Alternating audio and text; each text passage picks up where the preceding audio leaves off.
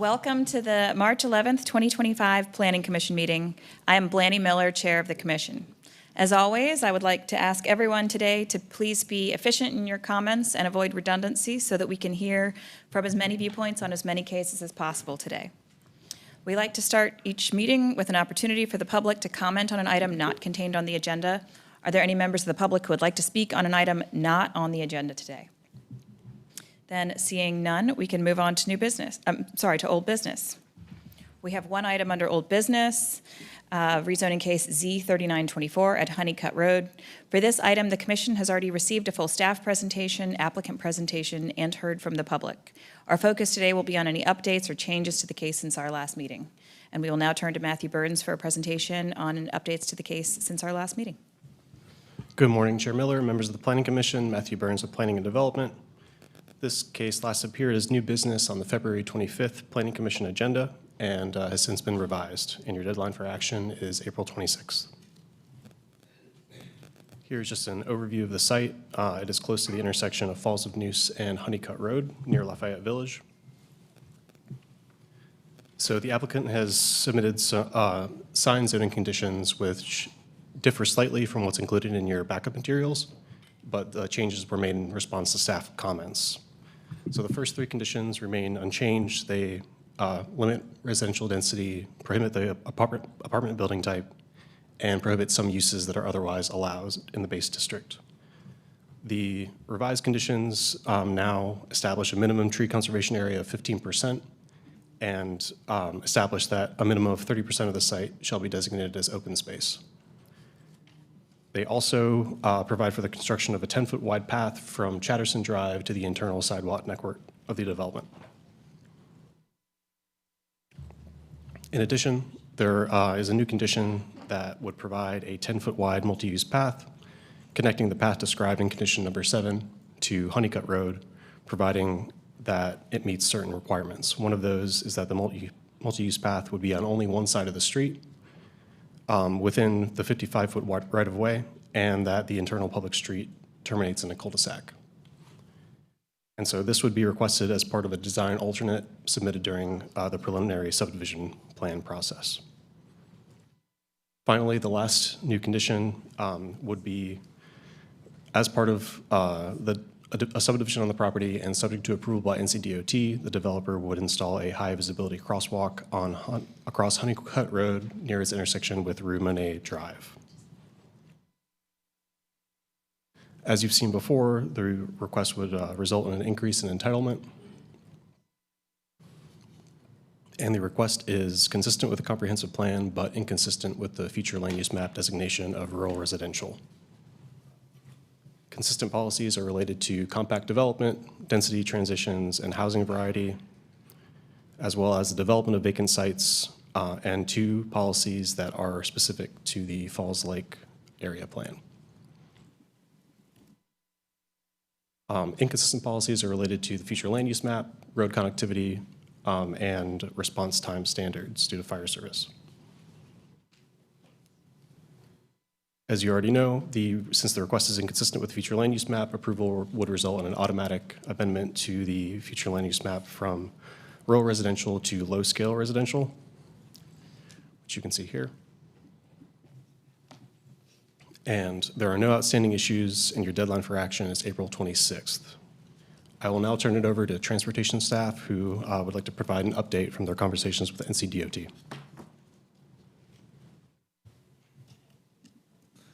Thank you, Matthew. Good morning, Planning Commission. I'm Carter Robertson with Transportation, and I'll be giving an update on our conversation with NCDOT's Traffic Safety Unit on February 27th, following the last Planning Commission meeting. So just to remind everyone, at the last meeting, there was a lot of discussion about pedestrian connectivity on Honeycutt Road. As a result of that, just where I have circled, the applicant has proposed a new condition subject to NCDOT approval. They would construct an uncontrolled pedestrian crossing on Honeycutt right at that circle where Rue Monet Drive is. So In our meeting with NCDOT, we brought this proposal to them and discussed pedestrian connectivity in the area. After discussing it with their engineers for some time, we received a clear answer that under current conditions, they would not approve an uncontrolled crossing at this proposed site. And the reason for that, one of those being is the speeds on Honeycutt Road. Currently, the speed limit is 45 miles per hour.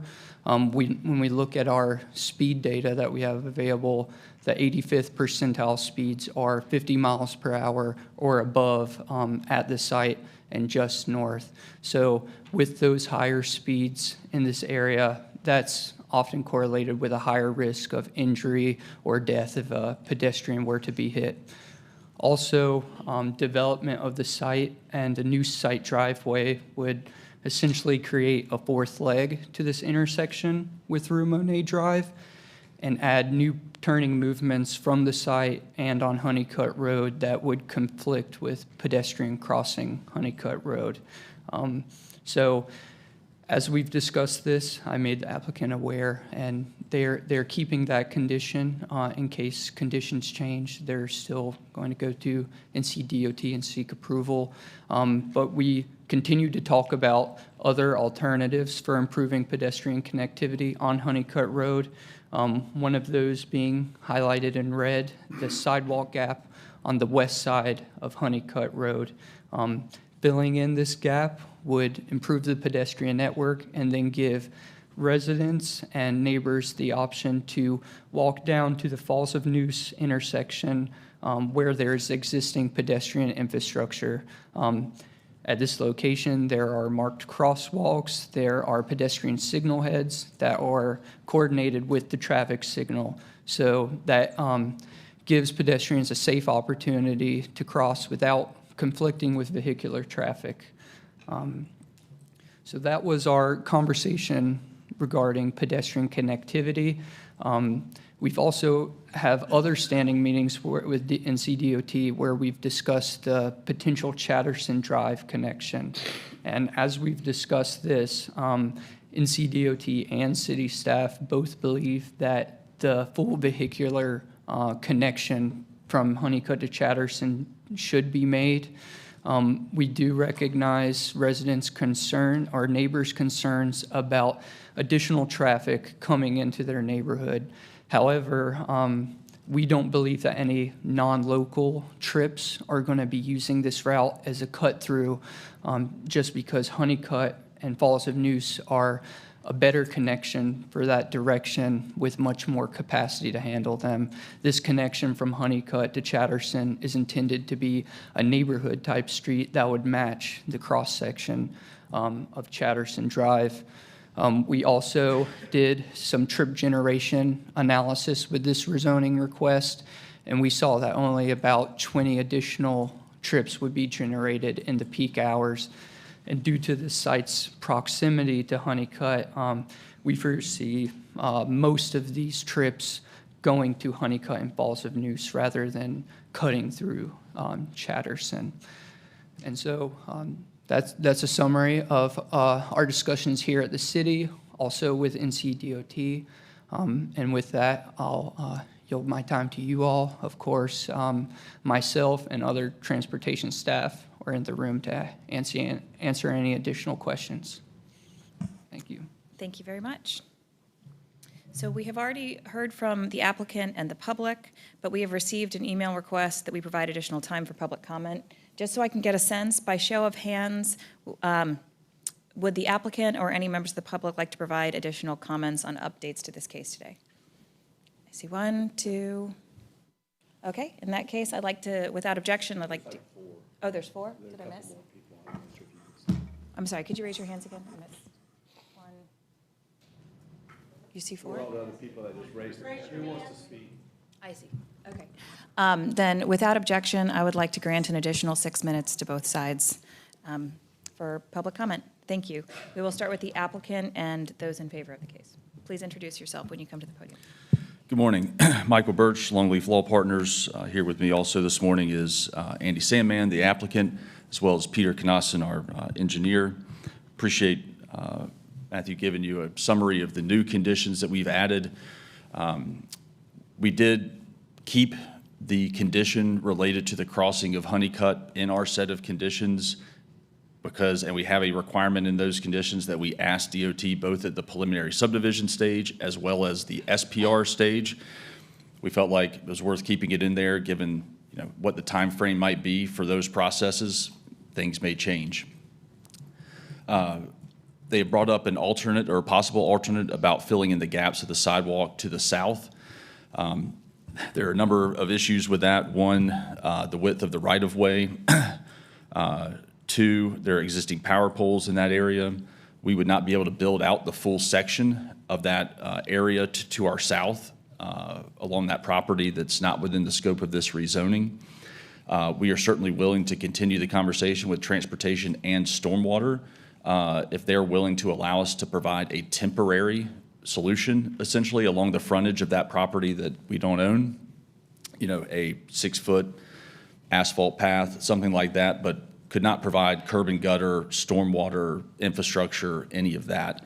And one of the concerns, of course, is that if that impervious counts against the impervious, obviously because we're in the watershed, we have a 30% impervious limit, and so each amount of impervious is important. But we're willing and we'll certainly work with stormwater staff and transportation staff to see if there's a way that we can craft a condition, once we get to city council. As you know, folks from Bent Tree neighborhood are here to speak on that connection. We are maintaining our condition that prohibits the vehicular connection to Chatterson Drive. We want to support our Bent Tree neighbors. Those roads have no sidewalks, are 20-foot wide, ribbon pavement, incredibly narrow. They're already experiencing non-local traffic because of the crosswalk from the school on the south side of Strickland Road. So just to kind of bring it back to the rezoning request, and I do want to kind of acknowledge that we are consistent with the comprehensive plan. We are consistent with the Falls Lake area plan. We think it's reasonable in the public interest. We are maintaining the watershed protection overlay district. We are, again, providing that multi-use path that connects Chatterson out to Honeycutt Road. Willing to provide those pedestrian improvements if NCDOT will allow them.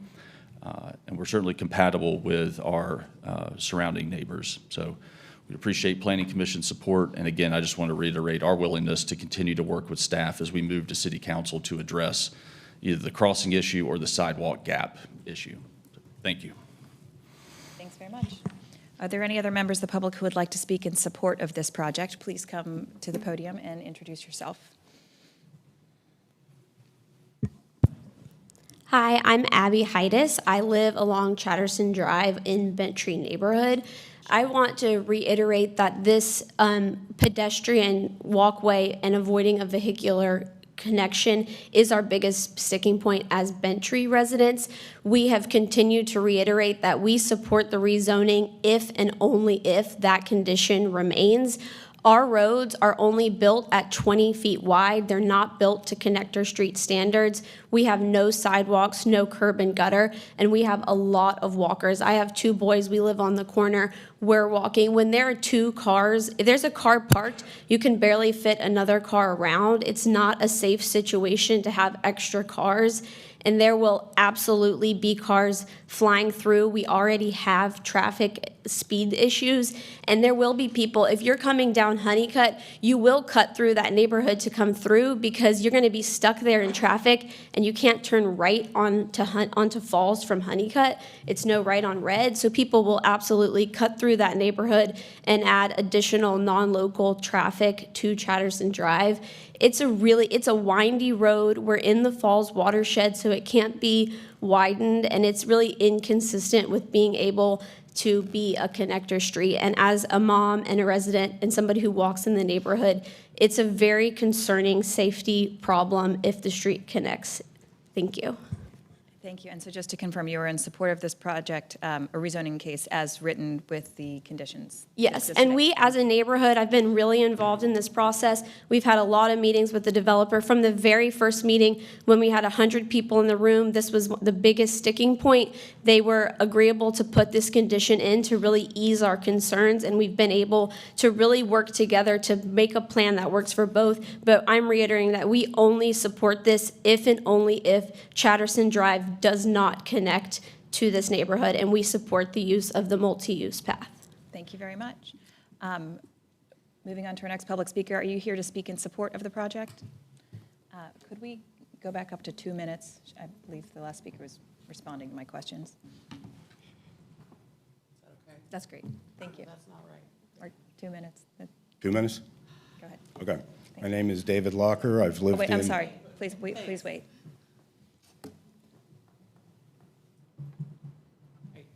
Okay, my name is David Locker. I've lived in Bentry for 28 years. I want to talk to you about the water, the stormwater runoff, in particular along Chatterson. I've seen in my 28 years, it has gone from a situation that was under control, well-designed, properly operating, to a situation that's really causing a lot of problems now. I think there's a lot more impervious space in the general area that's dumping storm water into the creek that runs in back of Belgrove Way, and just general development in the area. And for those who believe in climate change, I think that probably is part of it. I went out the other day in my raincoat and my rubber boots and tramped up and down the creek while it was running high because of the rain. And there's some fairly extraordinary stuff going on.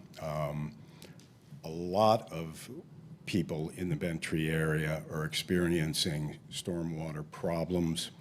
A lot of people have talked to the city, and it's pretty clear that the city is not going to do anything to help us.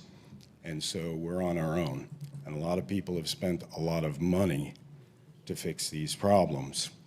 Of course, they fix their problem, and it goes downstream and becomes their neighbor's problem. So our big concern really is that this project that we're talking about this morning is going to have to dump their water somewhere, and we understand it's going to be into the waterway that goes behind the homes on Bentry and probably into other places. So it has to be well thought out, and it has to be done well, or people who have a problem are going to have a bigger problem, and people who don't have a problem are going to have a problem. So Thank you very much.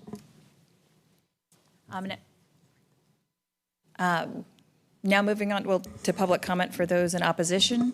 Anyone opposed to this case will have a total of 6 minutes to speak. If you could please come to the podium and introduce yourself.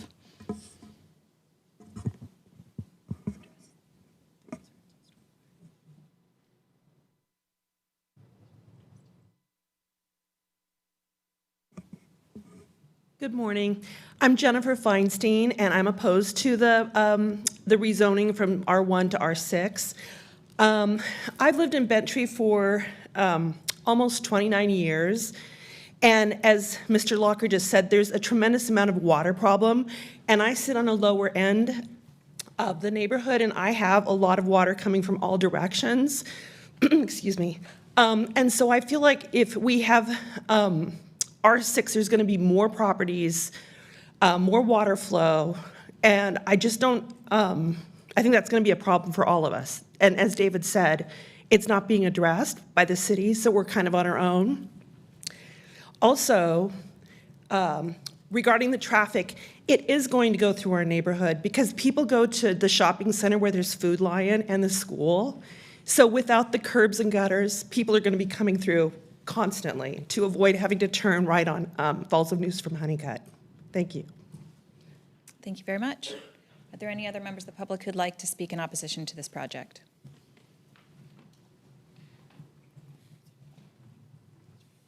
I believe we're seeing none. In that case, we can bring it back to the table. I'd like to start off by thanking the applicant and the neighbors and staff for the additional updates to this case since our last meeting that addressed many of the issues that we discussed previously. Yes. I'm sorry to interrupt. I wanted to call to your attention that the condition as offered that says that the applicant would seek a design alternate is not acceptable. That's prohibited specifically by the code. Okay. So any action that they've made their revisions while in front of you, but any action that you take today should really acknowledge that that condition cannot be offered or honored by the city. So specifically, the code calls out that no condition may be made part of the rezoning petition which specifies authorization or consideration of a design alternate. So that's very problematic. I'm sorry that came in Friday afternoon. That was a change from the version that we saw before publication. So that's in reference to number 9? Condition number 9. Okay. Well, maybe I'll start off with that question. Would the applicant like to address that issue? Sure, we can remove reference to the design alternate. The city has approved numerous conditions where an applicant is offered a multi-use path in lieu of a sidewalk. The only way to accomplish that is through the design alternate process. We won't specifically reference the design alternate in our condition, but we have been very clear from our first conversations with transportation that we are willing to provide that multi-use path, but again, because of the impervious surface limits, if we're going to do that multi-use path, it has to be in lieu of a sidewalk on both sides. So that's what we're trying to accomplish. I'm sure we can work with planning staff and the city attorney's office to find language that meets the code on that front. If I could just speak to the stormwater comments, you heard. That was my next question. Yeah. I was going to ask the staff and applicant if they had any responses to the stormwater concerns. So, heard from 2 neighbors within Bent Tree. One kind of west on Chatterson, Mr. Locker, and then Ms. Feinstein, who is interior to the neighborhood off of Mum.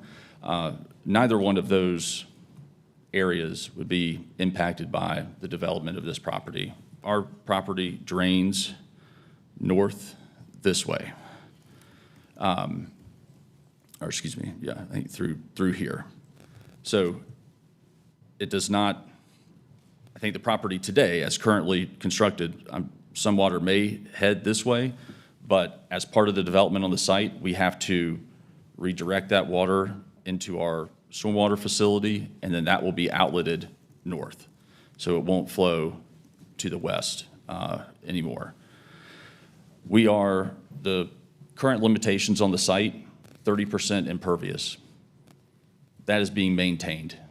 I think as we talked about last time, our request for R6, conditioned down to 4 units per acre, is a matter of what can we do within that 30% impervious.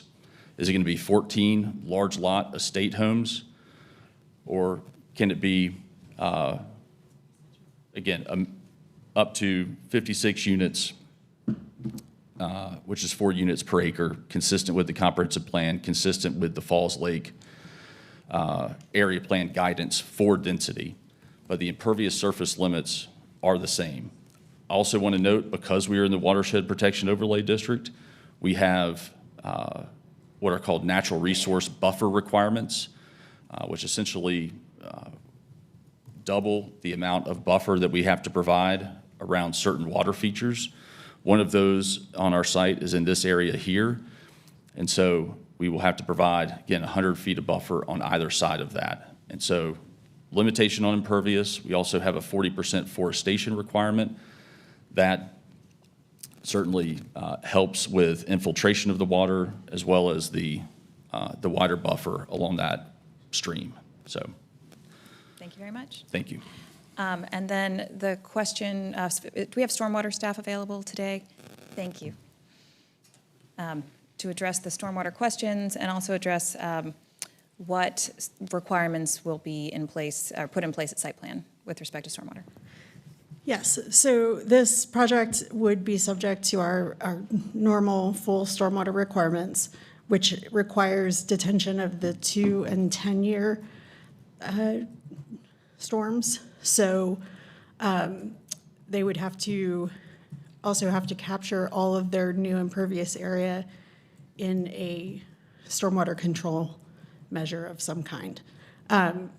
This, I do want to clarify that when the developer's representative says that this drains to the north, it does go to a stream that goes through some of the backyards along Belgrove Way. So there is a potential impact to some homeowners who may not be the folks who spoke today. Did you have any further questions? Could you help explain what the standards would be at site plan with respect to the amount of stormwater or quality of the stormwater that might be increased in this area as a result of this project? Yeah, so in addition to our full stormwater requirements of the 2 and 10 detention and water quality provisions, as was said, there will be a 100-foot buffer, which is unique because this is in the Falls watershed. And also the limit to 30% impervious area, which again is unique to the Falls Lake watershed overlay. Thank you very much. Yes, and moving down the line, Vice Chair Bennett. Ms. Hoyt, what is proposed, the R6 development be more impactful, I guess, to stormwater than what could be developed by right? I will have to defer to planning on that, but the percent impervious restriction is independent of the zoning. So regardless of what the zoning is, they would still have that 30% limit. I don't know if the lower zoning would result in less impervious. Okay, thank you. I also have a quick question for you. Going back to when we saw the Strickland Road affordable housing case, if you remember, Yes. Last year, which was in this corridor in the Falls Watershed Protection Overlay, I believe that developer provided an extra stormwater device than what was required by the code. Would something like that help alleviate that in this situation? I mean, certainly if the developer offers additional stormwater controls, that provides additional stormwater protections.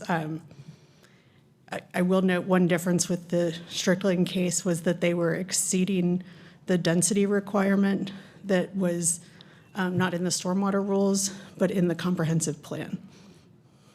Okay. And this one does not, to be clear. That's my understanding. Thank you. Thank you. Any additional questions from commissioners? Does planning staff have any follow-up with respect to Vice Chair Bennett's question? Yeah, can you rephrase the question just to make sure? I think what I was trying to ask is, would the increased density cause a bigger impact to stormwater than what could be developed currently? So I'll note that the residential 1 zoning district is the most restrictive of the residential districts, and I believe it recommends a density of no more than 1 unit per acre. There are policies in the Falls Lake watershed that call for conservation type developments that would allow a density bonus in exchange for dedicated open space. But typically the development patterns that you would see in R1 are larger lot, single family homes compared to pretty much any other residential district. Thank you. Quick follow-up, but would the entitlement, under the existing entitlement, would that have any more strict stormwater protection requirements than the proposal? They would both maintain the Falls Lake watershed. I would need to double check my notes to see how they compare. Oh, I think we have stormwater staff coming back as well.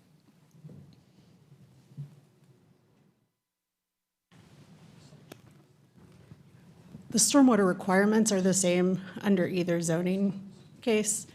I think the thing that we can't really answer is, would 14 estate-style properties get up to that 30%? I don't know. they might all have big patios and pools and ADUs and large driveways. Thank you. Was there additional insight from the applicant that you could offer? Yes. So just on the, I think what you've heard, maybe this is in response to Commissioner Bennett's question. Regardless of what the base zoning is, R1 or what we're proposing, R6 with a density cap of 4 units per acre, the impervious surface maximum is the same at 30%. That 30% includes the impervious surface associated with the road that has to be constructed here. That takes up a large chunk of the property, right? I mean, what we're proposing is a street that comes in and then cul-de-sacs before it gets to Chatterson. That is, again, a significant part of the site. So that doesn't leave much impervious for the actual home lots, whether that's 14 home lots or whether that's more, allowed within the current zoning. I can tell you when we've looked at other watershed neighborhoods, if 30% is the maximum impervious, that is what the stormwater devices will be designed to, because the homeowners, right, if someone's selling lots out there, they want to be able to give either the home builder or a future owner the ability to add additional impervious surface if that's allowed by the code. And so, again, I think the maximum is the same under current and existing, or current and proposed zoning. I think that's, the bigger picture is, the benefits of providing additional units, housing types within walking distance to Lafayette Village, Lifetime Fitness, other things in this area, the Greenway to our west. So, thank you. Thank you very much. Other comments, questions from commissioners? Yes, Vice Chair Bennett. Thank you. I have a transportation-related question. With regard to the high-visibility crosswalk and NCDOT's concern about it being uncontrolled, would they be more, I guess, amenable to it if it were controlled? Is that something the applicant could offer that would make the NCDOT more comfortable with the safety of that crossing? Right, and that is something that we also discussed. So you're right. The uncontrolled refers to the fact that it's just a crosswalk, and we're relying on vehicles to see the pedestrians in the crosswalks and yield to them. So with those speeds, we would like a controlled facility instead. As we discussed that, usually our devices are either at a signalized location, like Falls of Neuse. So that could be one avenue. Of course, there would have to be a signal study to see if that's warranted. And 2 other types of devices that would be considered a control facility are rectangular rapid flashing beacons. You push the button and the sign lights up, or a hawk signal. You push the button and there's a red sign for the cars. The reason those 2 weren't considered at those locations is NCDOT places those at mid-block locations, not at intersections. So those are built to control traffic when there's just 2 directions coming towards it. Does that explanation answer you? It does. Thank you. Thanks very much. Other questions from commissioners? Apologies if I missed this one, because I missed the meeting where this was first presented, but the inconsistency with regard to the sidewalks being on both sides of the connector street, I'm just curious if you could share why y'all chose to go that way with it. Right. So, again, I think the only request is, so, right, under normal circumstances, let's say this was being developed under current zoning, the developer would provide the typical street cross-section. So you'd have 5 or 6 foot wide sidewalks on both sides of the street. There was a request for a multi-use path, 10 foot wide, through the middle of the site out here. And so our response was, yes, we'll absolutely be willing to provide that. That 10-foot wide multi-use path, right, comes with more impervious surface. We said, given that this neighborhood street, right, will be a cul-de-sac, no through traffic, what we heard from transportation in our meetings with them is that they wouldn't be opposed to having that multi-use path on one side and not a sidewalk on the other, just given the low density, et cetera. And so we think it's important to be able to provide that 10-foot wide multi-use path from Chatterton out to Honeycutt, and so that's why we've included that condition. Got it, thank you. Yep, thanks. Any further comments? I think I do have one more not related to that. The last time we heard a case in the Falls watershed, we heard a lot from water staff about water quality downstream in the lake. So I'm just curious why that wouldn't be because this seems to me like it's in a similar part of the overlay and would have similar runoff and water quality issues. So I'm just curious if we have anyone from water staff and why it would be different in this case. I don't see, we did at the last meeting. Oh, you did at the and they last spoke meeting? to this, yes. Okay. And. Apologies. Yeah, no problem. But I'll defer to Sally. Sally Hoyt from Stormwater. So, no, there's no one here, but Ed Buchan from Raleigh Water did attend last time and has added comments to the staff report. So yes, there continues to be concern about Falls Lake water quality, although, again, there's a slight difference from the Strickland case because of the difference in relation to what's in the comprehensive plan. Right, and can you refresh me with what was added in the Strickland case? Was that just to mitigate stormwater, or was it to also intended to filter the water quality downstream that was run off into the lake? Yeah, so it's basically the same thing. So what was added in the Strickland case was, if I'm remembering correctly, was a provision for additional green stormwater infrastructure, which would provide additional water quality benefits before stormwater left the site and reached Falls Lake. Got it. And to be clear, this case does not have that at this point. That's correct. They have not proposed conditions that are related to stormwater. Got it. And I think just from my perspective, I would like to see something like that before supporting a case like this, just because of the water quality, because of the green print and consistency and other things. But that's just my personal opinion. Would the applicant like to respond to that question? Yes. Just to, I guess, reiterate what Ms. Hoyt said, that Strickland Road case, and this is something that information provided at the last meeting after Ed Buchan spoke, right? His primary comment was about the precedent, right, of rezoning in the watershed. And highlighted the recent cases that both this Planning Commission and City Council have approved, right, where, and to put this case, to frame this case as consistent with the Falls Lake area plan. The Falls Lake policies, the one specific to this area, suggests that up to 4 units per acre is appropriate when providing, additional open space. We've done that through our conditions. We have increased the amount of tree conservation area required. Of course, we have the 40% forestation requirement. We also then have our 30% open area requirement. This case is in line and similar to the other cases that this commission have recommended approval on, the one at Six Forks and Lead Mine Road, where actually that was for 5.4 units per acre, actually in excess of what the area plan called for, as well as the one on Strickland Road before the one that went to 10 units per acre. As you heard Ms. Hoyt said, that one most recently at Strickland and near Leesville Road was for upwards of 10 units per acre, well in excess of what's called for by the Falls area, the Falls Lake area plan. Here, we are consistent with that. So, thank you. Thank you. Commissioner Haver.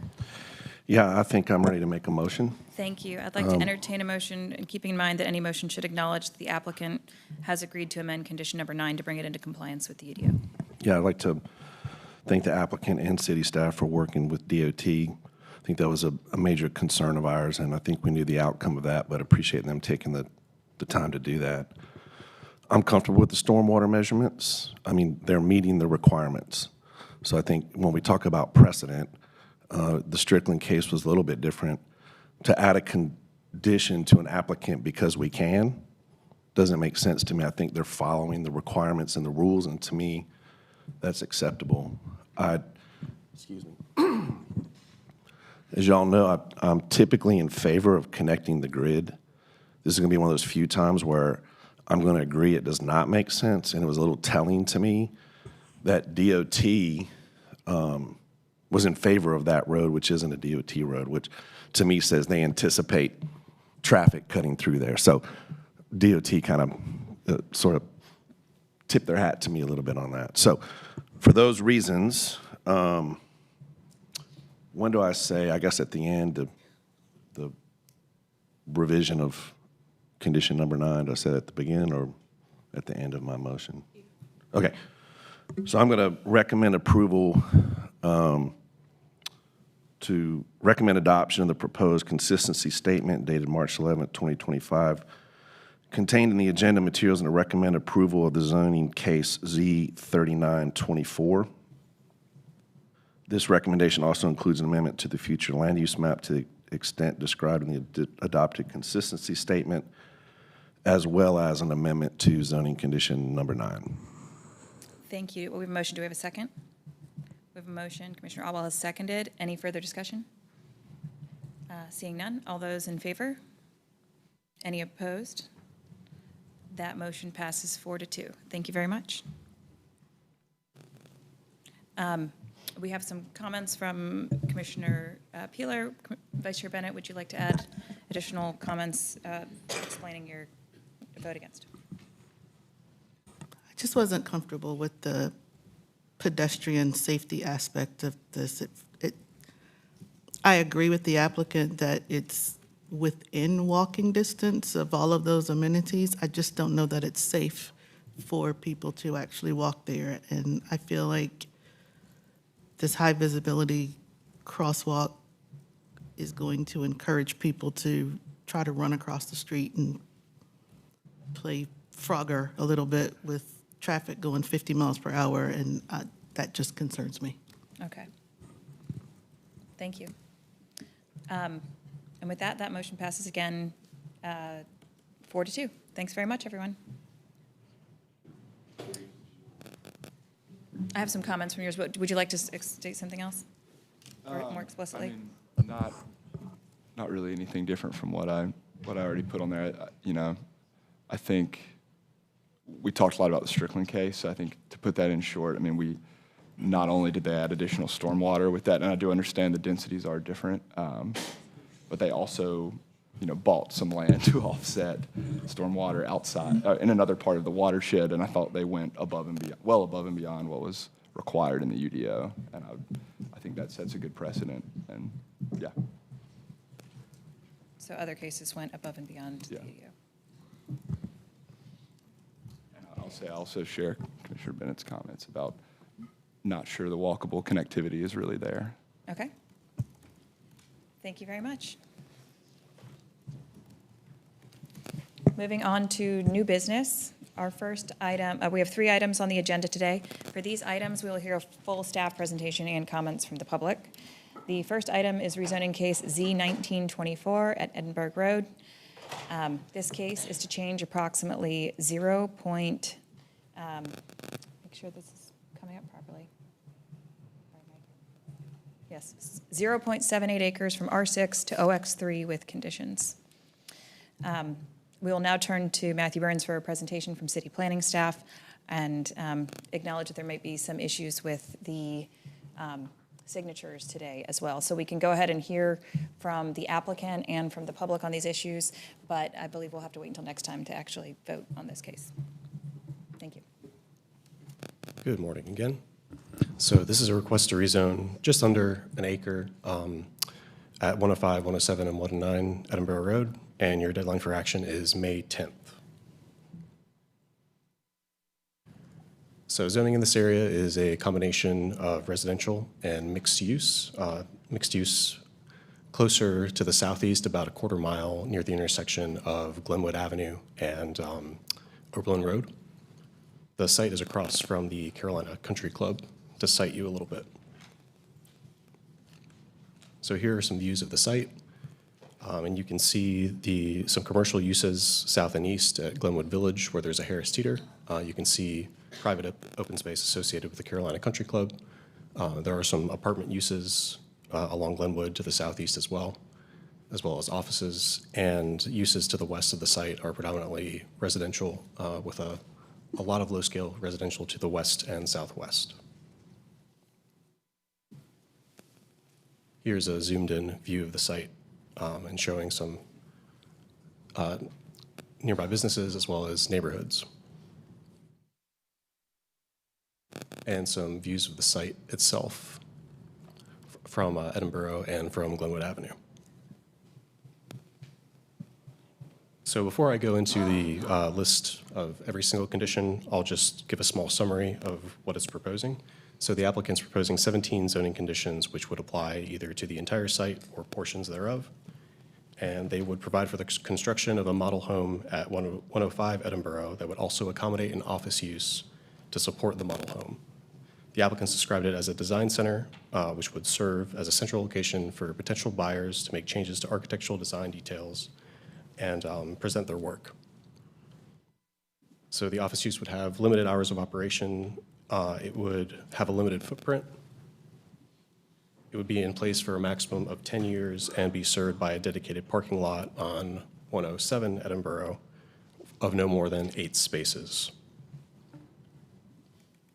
After that 10-year period is over, it would be removed and replaced with a single-family home, and 109 Edinburgh would be limited to a single-family home. So as I mentioned, so the uses are limited to single-unit living, office, and parking facility on the site. The design center, the office use, would be included exclusively as part of a model home on 105 Edinburgh. That's the lot that is at the intersection of Glenwood and Edinburgh. The parking area would use pervious pavers, would be limited to 8 spaces, and would contain no overhead lights, but allow landscape pathway lighting. While being used as a parking area, there would be a minimum 36-foot protected buffer along Glenwood Avenue on the right-of-way. And while being used as a parking area, there would be a minimum 15-foot wide evergreen buffer installed along the frontage of 107 Edinburgh. And office hours would be limited during the week and be by appointment only, and they would also have limited hours of operation on the weekends. Continuing, there would be no outdoor advertising of the model home, which includes ground signs.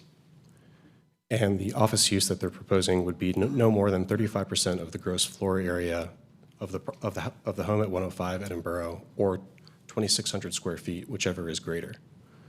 The model home and office use would be in place for no more than 10 years. There's also a height condition which would limit the maximum height for the model home with the office use to 2 stories along Edinburgh and 3 stories on Glenwood Avenue. After the office use is closed and no longer being used after that 10-year period, the parking area supporting that office use would be removed within 90 days, and a single-unit living structure would be built in its place. The maximum heated square footage of the home to be built on 105 Edinburgh would be 7,100 square feet.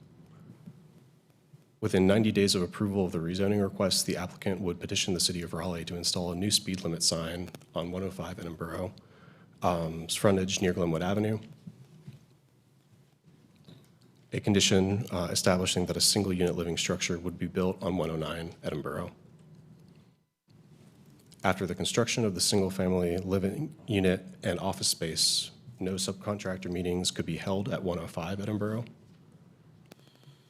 The applicant's also proposing to replace up to 2,000 square feet of failing asphalt on Edinburgh, as approved by City of Raleigh. And finally, the design center uses would be limited to the garage space and the ground level along Glenwood Avenue.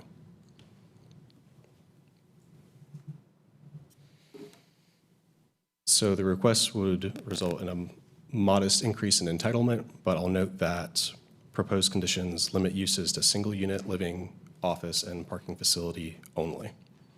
So that would permit detached homes or detached townhouses. And I'll also point out that while it would allow up to 2,600 square feet of office square footage, that could be in place for a period of no more than 10 years. The site has an average walk score, an above average transit score, an average bike score, low transportation costs, and very high access to jobs. The site is served by Go Raleigh Route 6, Glenwood. The request would add to the housing supply, does not include subsidized units, does not permit a variety of housing types, allows smaller units, and is within walking distance of transit.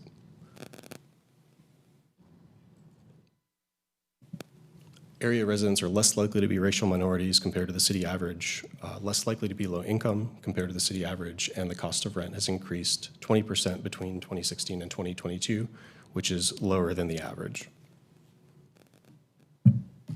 So the request is consistent with the future land use map. The request does not include a frontage, so I've had conversations with the applicant about this, and many of the frontage types prohibit detached houses, which is the primary unit type they're envisioning for this site. So the request is consistent with the comprehensive plan, consistent with the future land use map, and inconsistent with the urban form map. Consistent policies are related to future land use map and zoning consistency, managing the impacts of commercial development, conserving, enhancing, revitalizing neighborhoods, and providing neighborhood scale housing. And some inconsistent policies are related to development along transit corridors, as well as housing variety and zoning for housing. So your deadline for action is May 10th, and I'll note that we do have an outstanding issue related to some owner signatures that I've been in discussions with the applicant about. So please let me know if you have any questions. Thank you very much.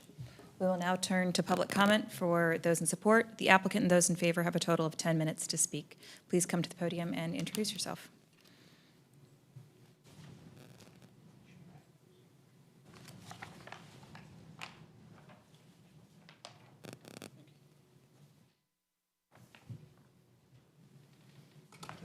Good morning, members of the commission. My name is Charles Walker with Entitlement Preservation Group 275 North Pea Ridge Road in Pittsboro. Thank you for taking the time to review this case. I gave Matthew the 2 signature pages that he was asking for. I emailed the last one to him yesterday that was concerning the correct ownership signatures. So I think we have solved that problem.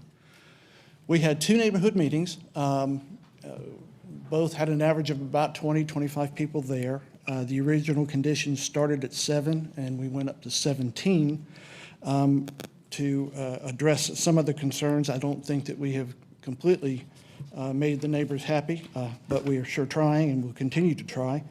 A couple of things that I wanted to talk about that are very specific. In the staff report that we saw on Friday, the envisioned results for the traffic impact, where it says that the AM and PM peaks will be increased by both 27 and or 25. That number is based on 26,000 square feet of office space, not 2,600. So I just wanted to make sure that the commission understands that. And I mentioned that to the transportation representative this morning. So it's there will be maybe a 2 or 3 car increase, not the 25 to 27 that it currently says. Copper Builders, who are the applicant of this project, is a regional builder that is based out of Charlotte. It tends to build houses on individual lots, does not create its own subdivisions. So what that does not allow the ability for Copper Builders to have what is designated as a model home in the city of Raleigh, or a design center. So what they're trying to do here is to build a home in a neighborhood, and then part of that home be a design center that people that want to purchase through Copper Builders or have contract with Copper Builders to choose their finishes for their houses. Wanted to be very clear, the house on the building on 105 will be a single family house. It will have a design center inside it. So when the design center is gone, the house is not going to be torn down.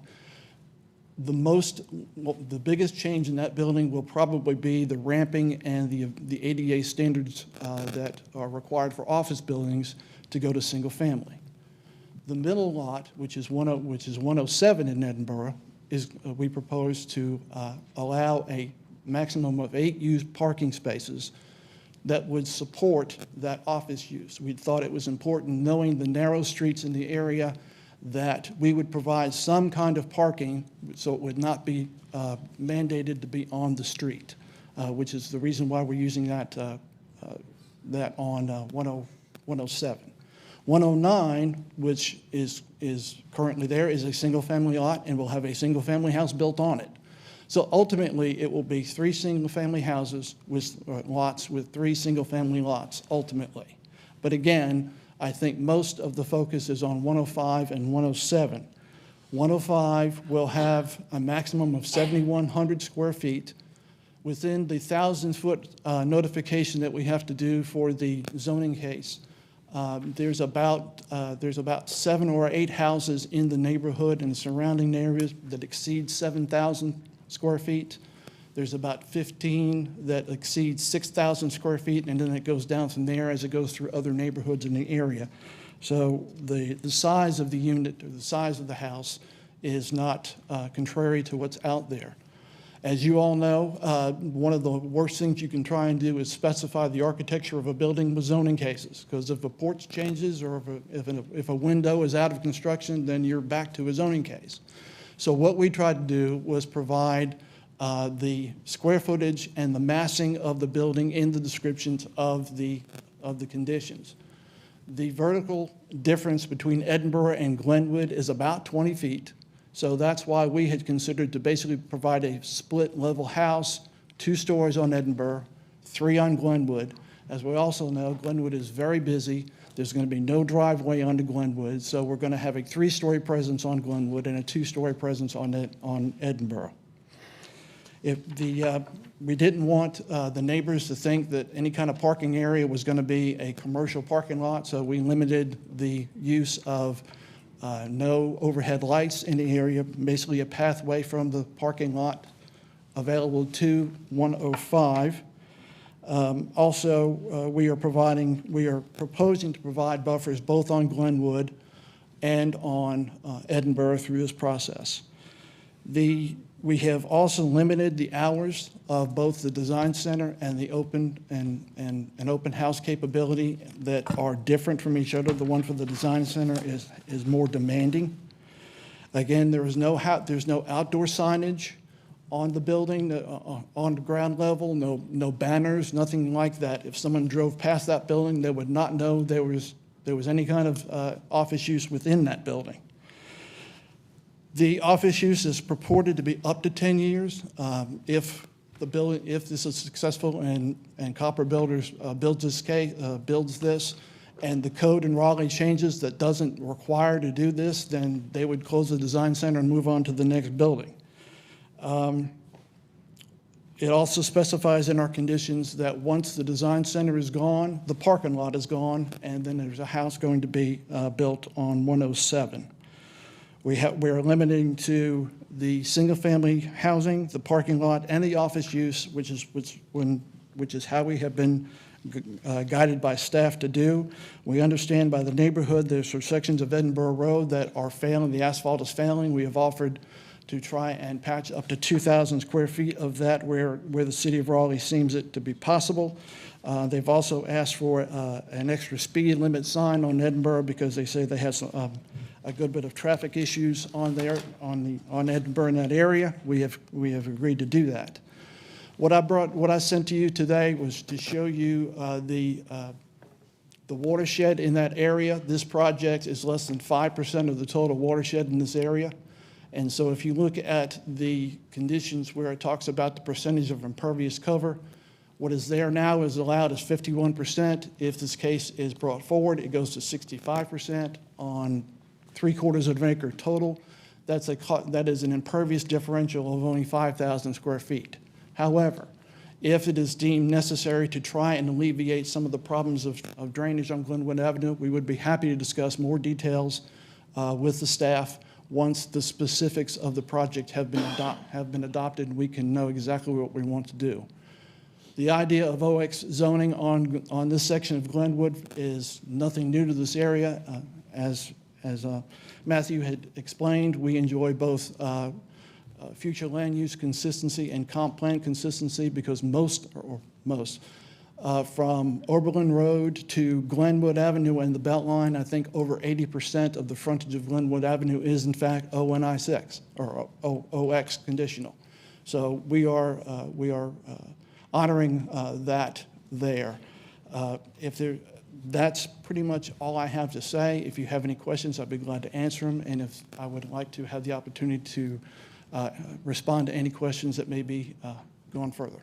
Thank you very much. Continuing with public comment, is there anyone else who'd like to speak in support of this project? If so, please come to the podium. Yes, please come to the podium and introduce yourself. Against? Any other comments in support? Then moving on to public comment for those in opposition. Those opposed to this case have a total of 10 minutes to speak. Please come to the podium and introduce yourself.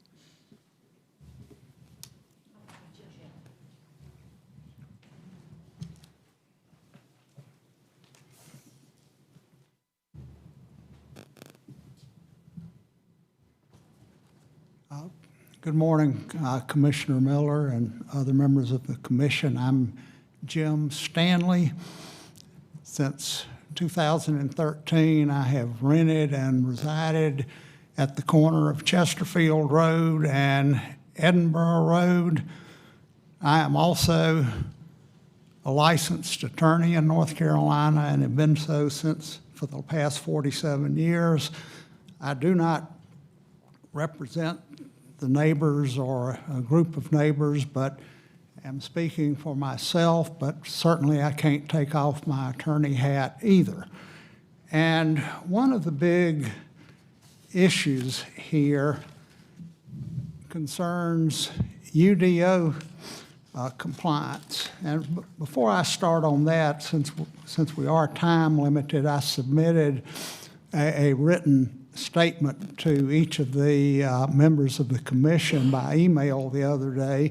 I'd like to know if anybody on the commission has any questions about the written submission I made so I don't get redundant in what I'm about to say. Thank you. We'll just receive public comment right now, and we can move to questions later if we have those, but we are just receiving public comment at this point. I beg your pardon? We are only receiving public comment at this phase. Yes. If we have questions, those will be during our table discussion. All right. Thank you. All right.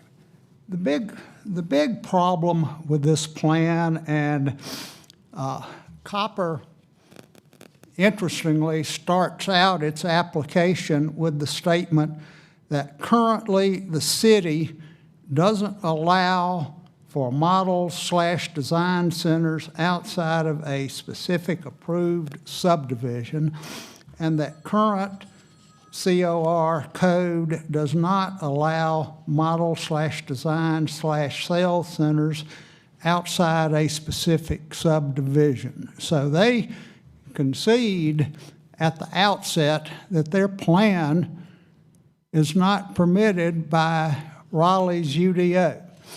And the specific, it's interesting, when you're talking about consistency with the comprehensive plan, you've got to also look at the UDO, because the comprehensive plan is an aspirational development plan for the city, but the UDO discusses the implementation of this aspirational comprehensive plan. And the comprehensive plan does not mention model home. The UDO only addresses model home in one provision, and that is section 6.8.2, which our position is that controls whether or not Copper is entitled to build a model home. And the key provisions of section 6.8.2 are that the use of the office, the model home office, shall be for the initial sale or lease of properties or buildings within the residential development. So section 6.8.2 allows model homes within a new residential development for the purpose of marketing and selling those properties within that development. Section 6.8.2 does not envision allowing a model home in a developed neighborhood such as this. And Copper is asking for a rezoning that is totally unprecedented and unheard of in the city. I sent Matthew Burns an email several months ago asking him, had there ever been such a proposal before? And I can't remember his exact response, but it was along the lines, well, I've gone back to 2020 in reviewing other rezoning proposals, and I couldn't find one there, but it goes back a lot further than that. And I asked him in follow-up if he could tell me the location of any model home anywhere in the city that does not comply with all of the provisions of section 6.8.2. And Mr. Burns did not provide me with a single example of such a model home. So our position is that the commissioner should recommend to the city council that this proposal be denied. There are other neighbors who wish to speak about some of the more specific problems that are potentially being caused by Copper's proposal. These are the neighbors that live in closest proximity to the Copper property, and I would end my remarks at this time and ask that my other neighbors present their concerns to the commission. Thank you. Thank you very much. Moving on with public comment, it looks like we have an additional 4 minutes. For those in opposition to this case, please come to the podium and introduce yourself. Hello, my name is Shepherd Fountain, and I reside at 111 Edinburgh, the property immediately adjacent to the property we're discussing. I've been a resident of this neighborhood for 38 years, and it is a lovely old neighborhood that has existed, I mean, as long as Raleigh has been here. And the proposed proposal, what that would do for my space, and I have transportation, traffic problems. I also have drainage issues that come from that property. The drainage is poor now, and there is nothing on the property. And there are issues today, and from the most recent rains that we've had. My back porch sits on the back of my home, and the idea, if you told me that I was going to have a parking lot beside me that was going to have 4-foot-high lighting and an area that I sit on my back porch and look at, I would have never dreamed of that. The traffic issues that exist, I live, as you know, you can see that property right adjacent to it. I had to wait earlier this week to pull into my driveway because I could not get in because of the traffic that is backed up there already. And that's just on a given day. The primary concerns that I have regarding the model home are that we are a residential neighborhood, and the fact that they are discussing having Saturday retail business hours and Sunday retail business hours in a residential neighborhood, to me, is unacceptable.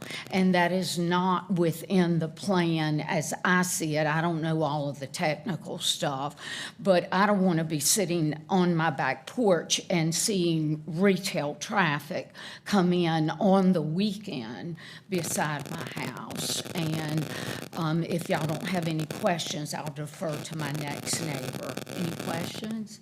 Thank you so much. We'll just be receiving public comment right now. Moving on to our next speaker, it looks like we have about 1.5 minutes remaining. Please introduce yourself. Thank you. Hey there, I'm Richard Hudson. I've been in the neighborhood for 33 years. Seen a lot of changes, but water runoff is my biggest concern. Mr. Walker mentioned that there may be an impervious surface of 65%.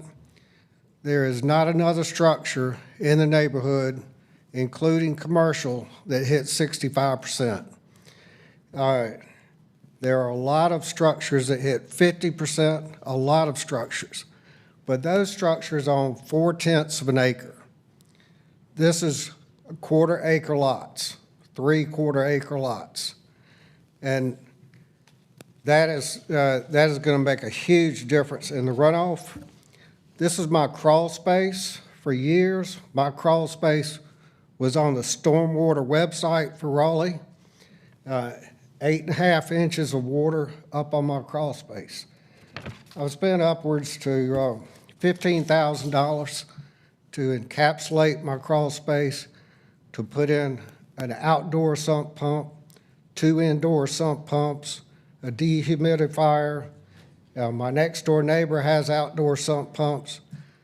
This is a typical situation when we have any type of rain, that it comes down from Edinburgh and it flows into our backyards. Thank you, Mr. Hudson. With that concludes our public comment. Was there an additional speaker? Please. Without objection, given the agenda today, I'd like to add an additional 2 minutes for the next speaker. And at that point, we'll have to end public comment. So you can have an additional 2 minutes to speak. Thank you for taking the time to hear me. I'm probably the newest resident of this neighborhood. I've been there. Could you say your name for the record, please? Thank you. It's Lynn Hambleton McGee. Thank you. We bought this property because of the neighborhood feel. I think what the proposal is missing, it keeps on giving us comparisons to what's happening on Glenwood. Edinburgh is not Glenwood. It is a residential community. I understand what's going on in Glenwood, but this property is coming in and out of Edinburgh. We've got children walking to Harris Teeter and walking to school. We have children and adults walking dogs on a street that's narrow, that has no sidewalks, and on our side of the street, we have culverts, which are very deep. It's about 3.5, 4 feet deep. So there is no shoulder, there's no forgiveness. In addition, the property value deterioration that this project represents is, to me, significant. 10 years is a long time. And I think you guys could all agree with me that in 10 years, the likelihood of Copper Builder being able to convert this to a single residence may or may not happen. Same with the parking lot. As people start leaving the neighborhood because they don't get the neighborhood feel, which is the current feeling now. So it's incompatible with the surrounding area. We're talking Edinburgh community and Lake Boone. We are not talking Glenwood. In addition, I've talked to neighbors, and I have a copy of 40 signatures that have signed a petition to reject any rezoning proposal, and I will give a copy of that to you. I will keep the original until such time as needed. Thank you, And then ma'am. the stormwater is also an issue. Thanks so much. And thank you to everyone who showed up today and provided comment. Turning it back to the table for questions and comments from commissioners. Two quick items, questions for staff, just to clarify. One, could staff confirm the status of the signatures?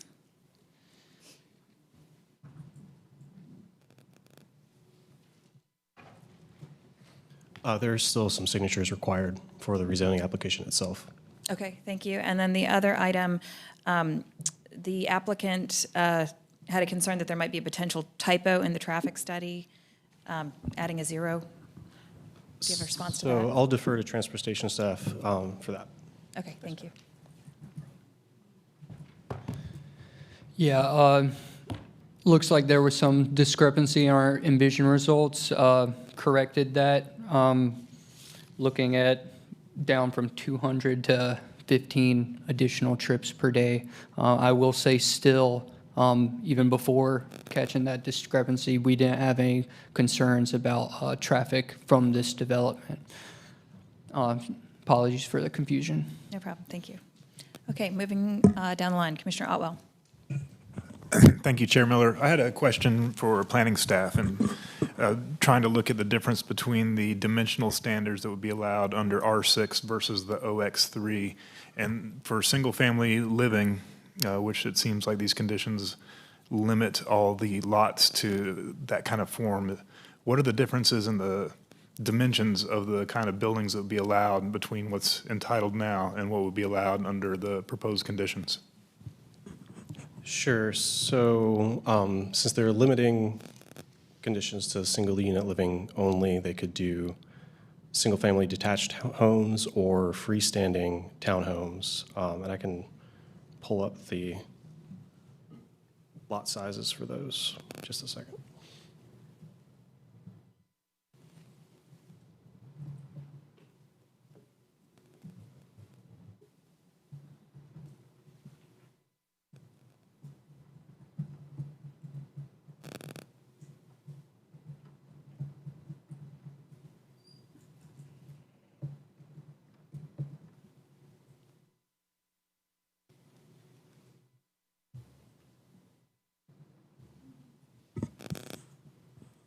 For the R6, the minimum lot size is 6,000 feet. For Thanks, the madam. mixed-use district, it's 4,000 feet. Yeah, and as far as setbacks, I'll pull those up as well.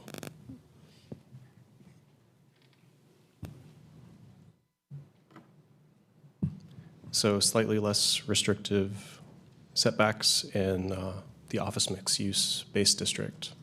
So from the front of the lot, a reduction from 20 to 10 feet. For the side, a reduction from 10 to 5, and in the rear, 30 to 10. The height allowance is similar, I think. The height would be limited to 40 feet, 3 stories in R6, and 3 stories and 50 feet in office mixed use. Thank you. Other questions from commissioners? Commissioner Peeler? Just a question for the applicant. I'm assuming that the plan here is to just build 3 single-family homes, correct? Correct. If we need to make a better, add a condition that talks about eliminating anything other than that, we can sure do that. The other thing I want to make sure that the commission understands that there are 3 existing single-family lots, 105, 107, and 109. We are not changing those in any way, shape, or form. If I could speak to the neighbor's concerns, the gentleman is absolutely right. What he said was the restriction with the UDO is the reason why we're here. The way to try and fix this is to get a text amendment change. If in fact cases like this do not pass, I'm sure that will be the next component. Ms. Fountain, who lives in 111, will be staring at a house on 109. The parking lot will be as in the condition it is limited to 107, which is between the 2 lots that we have. I'm sorry, I thought we had solved the issue with the signatures, so it looks like we're going to be deferred for at least a month. If the 5,000 square foot impervious cover that I had stated was over the 3 lots, so that's less than 1,500 square feet per lot difference between the 2 zoning cases. If we need to go ahead and design the look forward to the 3 houses and design some kind of stormwater system to help mitigate any existing problems, we'd be happy to do that. So. Thank you very much. So just to clarify, because that was one of my questions, you said 105 would be the design and model home center. That is the one closest to Glenwood, is that correct? Well, they all front on Glenwood, Right. but the one closest to the intersection of Edinburgh and Glenwood is 105. And again, that will look like a single-family house and have a design center component within it. The parking lot is there to, again, support the office use, so there's no street parking required. But when the design center goes away, whenever it goes away, then that parking lot will get pulled out and a single-family house will be put into place. So we'll ultimately have 3 single-family houses on 3 single-family lots.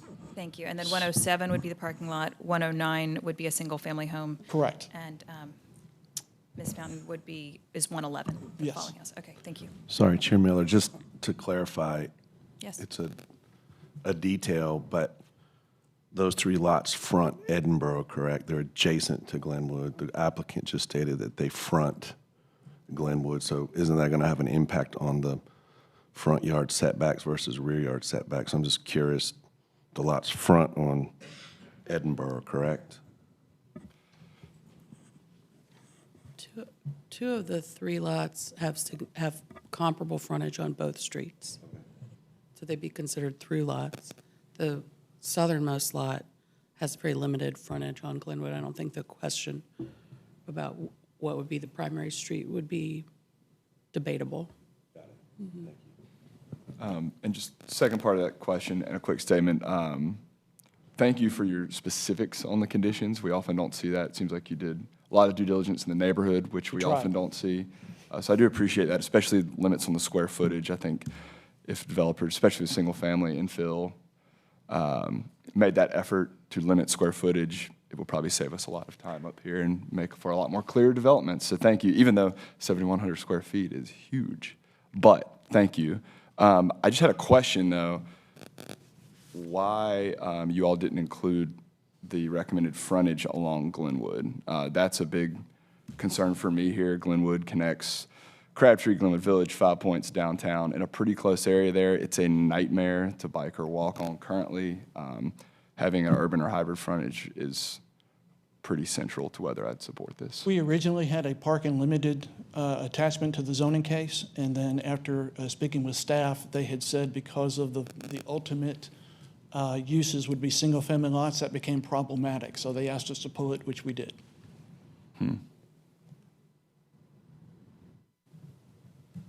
Just, I guess I'm curious from staff, why would we pull that exactly? Why would we recommend them pull it? So many of the urban and hybrid frontages do not permit detached houses. And so if they're limiting their conditions to single-unit living only, then that would limit them to freestanding townhomes only. They wouldn't be able to build a detached house on the site. So there is at least one frontage that I can think of that allows detached houses. I think it's Parkway. Let me double check that.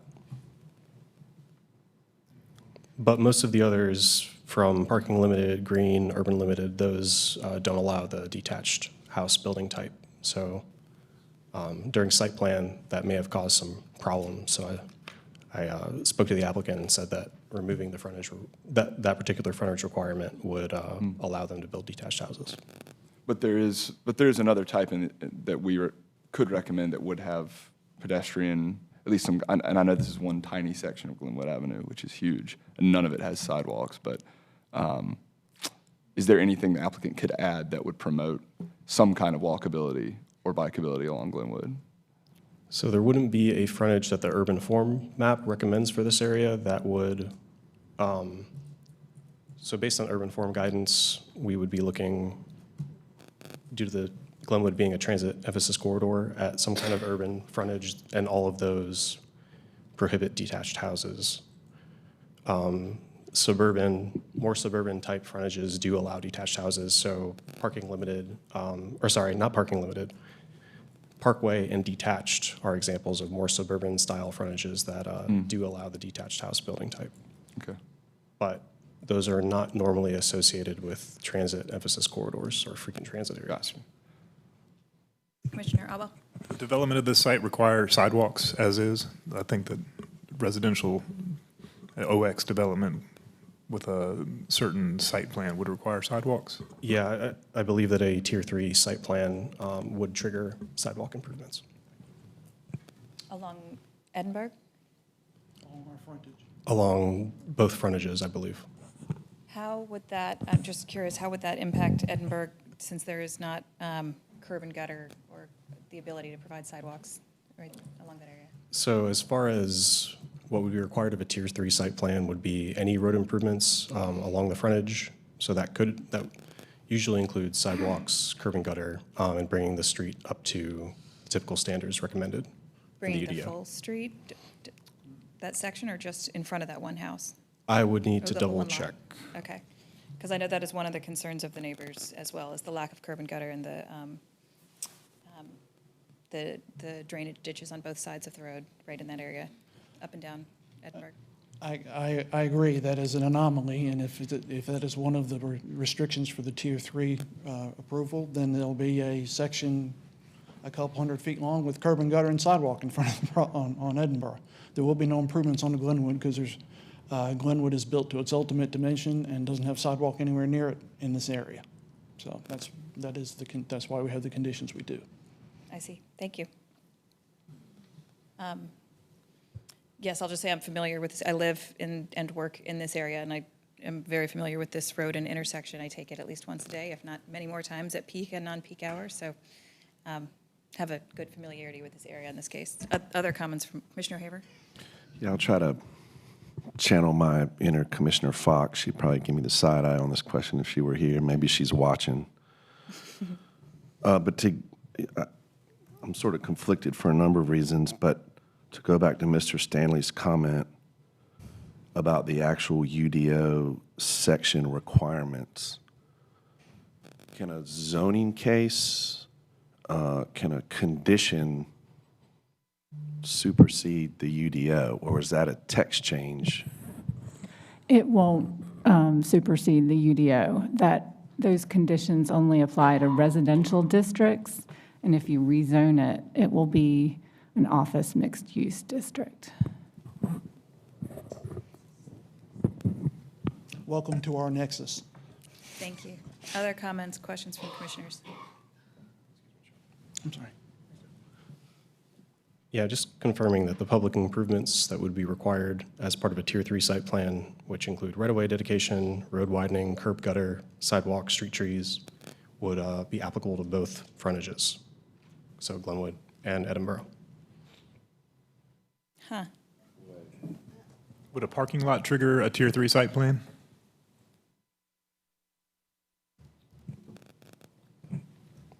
I'm not sure. I would just like to note, again, living and working in this area, to the neighbors, I know that along Lake Boone, as it cuts directly to the east and west, over to the Harris Teeter, I believe that there are sidewalk improvements already planned, trying to improve the connectivity in that area. And it sounds like this might also add curb and gutter and sidewalk along half of Edinburgh to Glenwood Avenue. That would be required as part of Tier 3 site, not as part of the rezoning, but as a Tier 3 site plan. Correct. Okay. Other comments from commissioners? Yes, Commissioner Caldwell.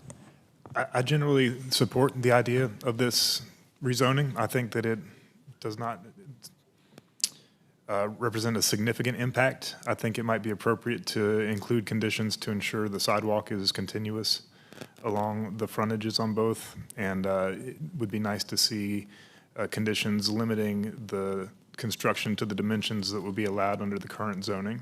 and fit in further with the neighborhood. And if that were the case, I'd have a hard time seeing that there would be a negative impact from this rezoning. Thank you. Would the applicant like to respond to the, I know that you have already provided a limitation on height that would be consistent with R6. Have you already addressed, or would you address the other, is it the setback requirements? Yeah, to make those consistent with R6. In our mind, the ultimate is for single-family detached houses, and if we have to apply the single-family attached houses, that's what we'll apply. Again, we want to be very clear, 3 single-family lots exist today. They are not going to be modified, and they will ultimately have 3 single-family houses on 3 single-family lots. That's the ultimate. I would like to take all the comments that the commission has or concerns, and I think we need to address a signature issue, which I'm not sure what it is. So if I would like to ask for a deferral for any kind of final decision and give us a chance to tinker a little bit more and see if we can get a little more in-depth with the stormwater concerns. Thank you. Yes, it looks like we're going to be deferring this case. We have one idea for additional conditions it sounds like the applicant is amenable to. Other comments from commissioners about additional conditions or thoughts for the applicant before we defer this case? Okay, then seeing none. The next meeting is March 25th. In order to be eligible to hear that case, the new conditions would have to be provided by this Friday. Is that enough time for you to provide, to get this? We can sure try. We can sure try. Okay. Well, our option right now is to defer this case to the 25th. If we are not ready to hear it at that time, then we can defer it again. Okay, thank you very much.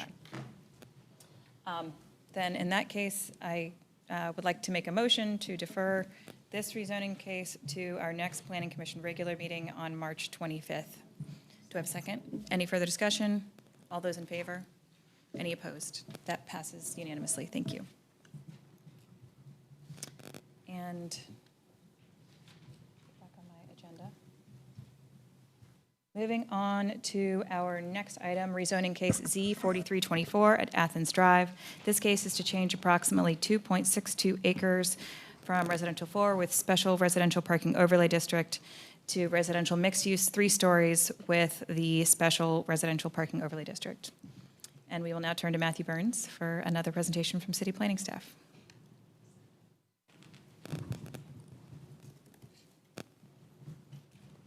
Good morning, everyone. So as you mentioned, this is a request to rezone just under 3 acres from R4 with the parking overlay to residential mixed use 3 stories with the parking overlay. Your deadline for action is May 10th. Zoning in this area is predominantly residential. This site is located at the intersection of Athens Drive and Athena Woods Lane in southwest Raleigh.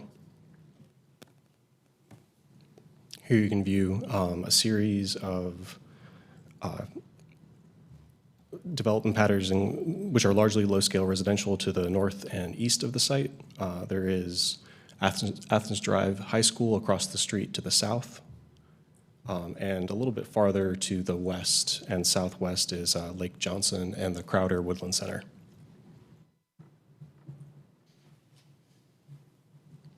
Here are some views of the site from Athens Drive as well as Athena Woods Lane. The rezoning site is the current location of a community garden, which you can see on the image on the top right. So this request is for a general use district, and there are no zoning conditions.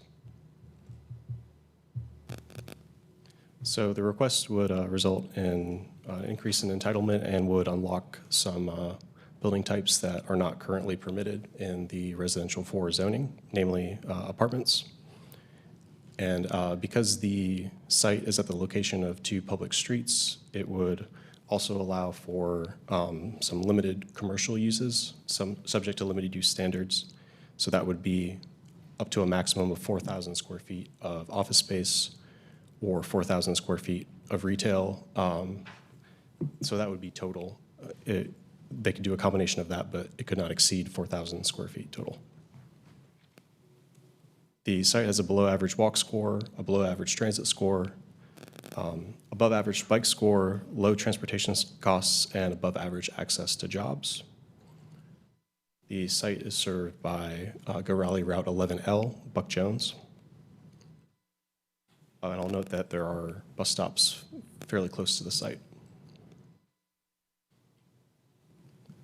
The rezoning site is within the boundary of the Avon West area plan, but there is not specific guidance for this site per that plan. So the request would add to the housing supply, does not include subsidized units, would permit a variety of housing types, allow smaller units, and is within walking distance of transit. Area residents are less likely to be minorities, more likely to be low income, both compared to the city average, and the cost of rent has increased 32% between 2016 and 2022, which is higher than the citywide average. So the requested residential mixed-use district is inconsistent with the low-scale residential designation from the future land use map, and there is no urban form guidance for the site. The request is consistent with the comprehensive plan and inconsistent with the future land use map. So consistent policies include those related to compact development, housing variety, zoning for housing, and managing the impacts of commercial development. And inconsistent policies are related to the future land use map and response time standards due to fire service. And approval of the request would result in an amendment to the future land use map from low scale to medium scale residential. And there are no outstanding issues, and your deadline for action is May 10th. So please let me know if you have any questions. Thanks very much. And moving on to public comment for those in support, the applicant and those in favor have a total of 10 minutes to speak. Please come to the podium and introduce yourself.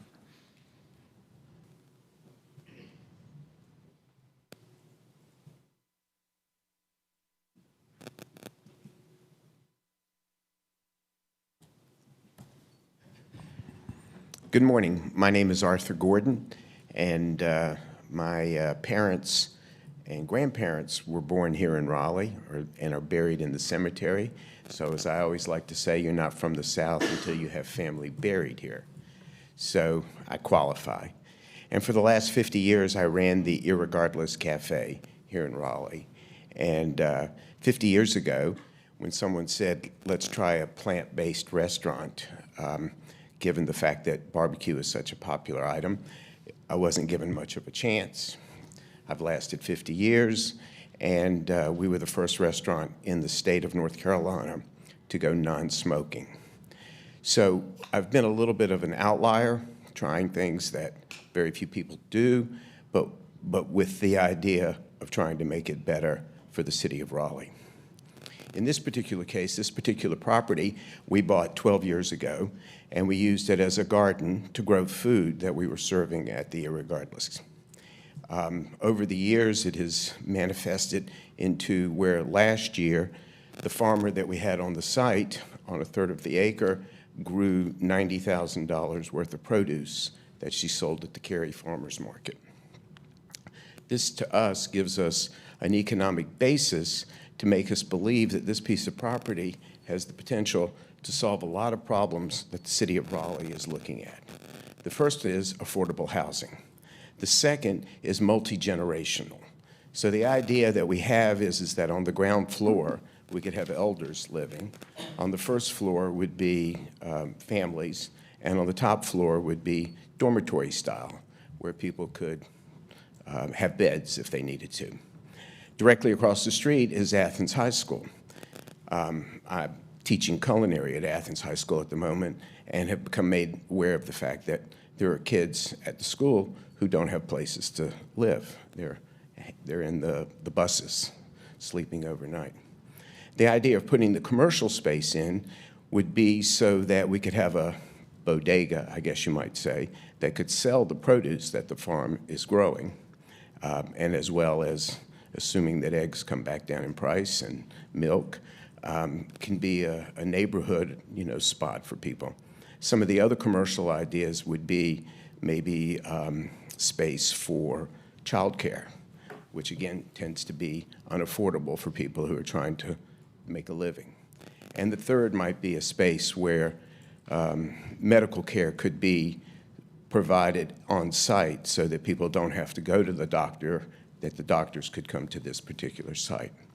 So the idea of having density and commercial in the same space, in our mind, gives us the idea, oh, and the other key piece is that all of this is built around the garden.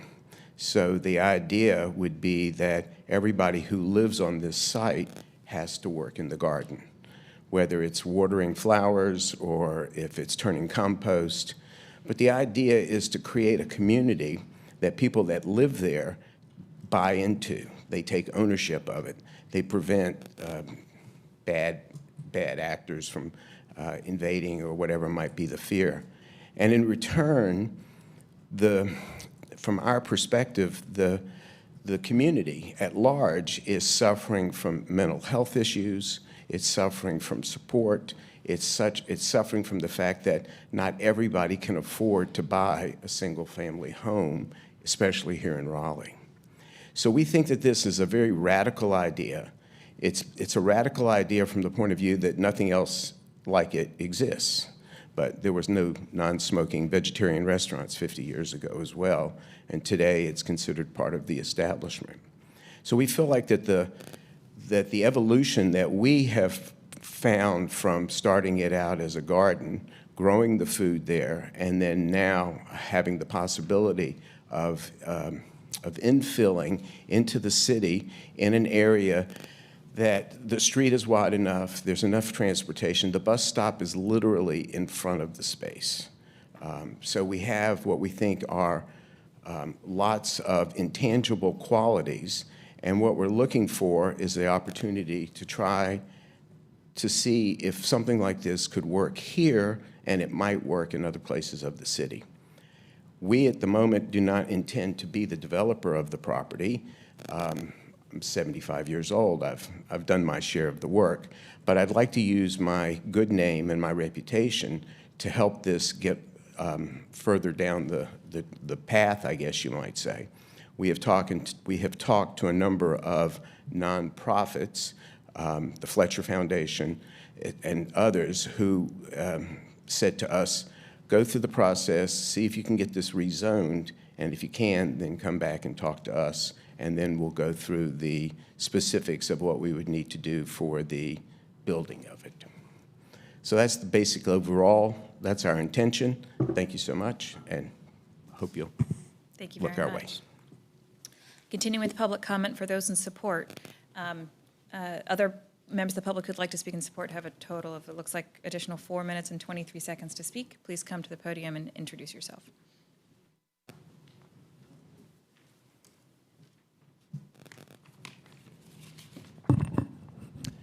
Good morning. My name is Will Choi. I'm an architect, and I run a design practice focused on architecture and urbanism here in downtown Raleigh. And I'm here today to speak in support of this rezoning request. For the past year, I've been consulting with the owners, Anya and Arthur Gordon, to explore the possibilities for this site through a set of feasibility studies. And throughout this process, we have worked closely with them to envision a future that's not only feasible, but also could also bring some benefit to the surrounding community. And while our collective intent lies in some form of mixed-use housing project with supportive components, rezonings are not tied to uses specifically, so I'll limit my case to the district itself rather than the use. In the comprehensive plan, this area is designated a low-scale residential, and I believe the requested zoning to an RX3 district will be both compatible with and complementary to the existing neighborhood character. To paraphrase the UDO, the district intent of RX3 is to provide a variety of residential building types and housing options and serve as a transition between residential neighborhoods and other uses. While these parcels are part of a larger grouping of R4 districts, the parcels are located on the very edge of this grouping on Athens Drive, just a fork away from Avon Ferry Road, one of the largest avenues in the city. And within just 1,500 feet of the site, You can find OX3 mixed-use districts, R10 districts, one of the most prominent high schools in the city, and also the I-440 highway. So with this proximity to an established variety of uses and urban patterns, one would be hard-pressed to create an anomalous and incompatible use of the land under what's permitted under this modest rezoning to an RX3 district. And I'll also add, in the face of rapid growth and rising housing costs Raleigh has been facing in recent years, I believe that inside the Beltline areas like this are great opportunities for the city to selectively introduce more diverse development options. And I believe rezonings like this would pave a path towards a less suburban pattern and encourage more diverse housing options in the most critical areas of the city. I support this rezoning with the hope that cases like this will be a step towards introducing use diversity and gentle density in our neighborhoods, the stuff that missing middle housing is made of. Thank you. Thank you. Are there any other members of the public who'd like to speak in support of this project? Then, seeing none, we can move it on to public comment for those in opposition. Those opposed to this case have a total of 10 minutes to speak. Please come to the podium and introduce yourself.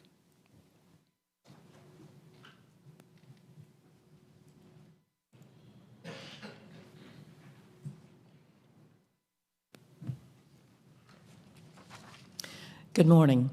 My name is Julie Hagler-Cabetta. My husband and I live at 1401 Crete Drive in the Athena Woods subdivision, which adjoins the 1321 and 1405 Athens Drive. We attended the first public meeting, and I attended the second public meeting. We are extremely concerned about the Gordon's proposal for the development of the properties on Athens Drive. Our property adjoins Mr. James Jones's property. We are very close to this property being proposed for development. The vision for the development of this property is concerning.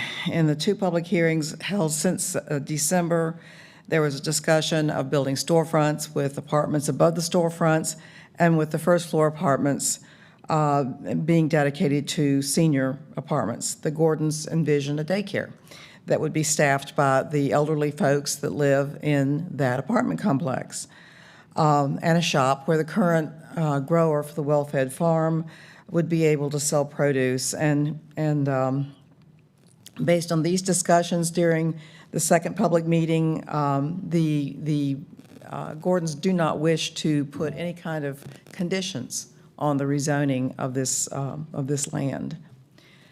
So this land could be zoned for commercial development and sold to a developer, and we could wind up with a vape shop or a convenience store among any other types of commercial ventures next door. So first of all, daycare workers have to be licensed or certified. I doubt seriously elderly residents are going to want to go through the expense and the time of going through that. Then they have to wrangle someone else's grandchildren all day. Second, farming is a business as much as anything else. Other growers sell at the farmers markets around the city. We're blessed to have a number of these farmers markets. And we understand that the current grower at the Well-Fed Farm serves at the Cary Farmers Market, has permits to sell from a roadside stand on Athens Drive. And so I would suggest that they need to stay within the farmers market circuit because you need foot traffic in order to sell produce. And so $90,000 of produce is pretty good return. And so he got that by being, or he or she got that by being in an area where there was a lot of foot traffic and other growers to draw in a large number of people. This neighborhood is a residential neighborhood. The creation of a commercial space on this property is not in character with the neighborhood. Infrastructure issues are also a concern. The HOA of Athens Woods subdivision owns our stormwater system. In fact, we were just assessed several $100s for cleaning and upgrades to that system.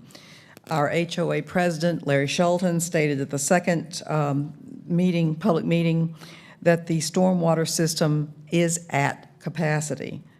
Where is the stormwater going to go if that property is developed as mentioned? Traffic and parking from apartments with commercial traffic included would be another infrastructure concern. We already have problems getting out onto Athens Drive from our subdivision. Left turn during certain times of the day is almost impossible. There's a lot of foot traffic from the school, from the wider neighborhood, and a serious accident occurred at the intersection of Athens Drive and Jaguar Park Drive in Athena Woods a few months ago, involving a car and a motor scooter. And one person who witnessed the accident stated they don't know how the people on the motor scooters survived that. I mean, it was bad. So we're concerned about that.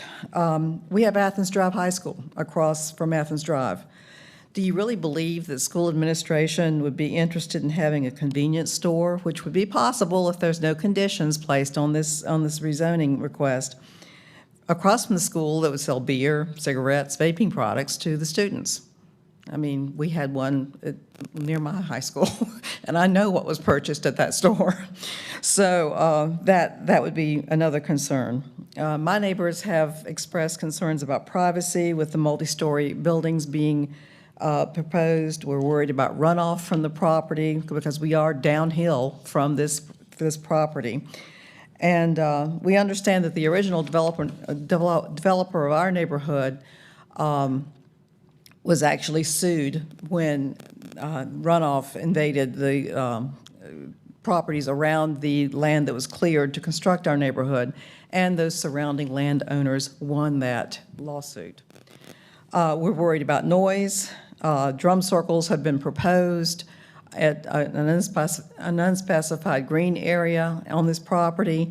Try being a mama trying to get a baby to sleep with a drum circle going on. So that would be another issue.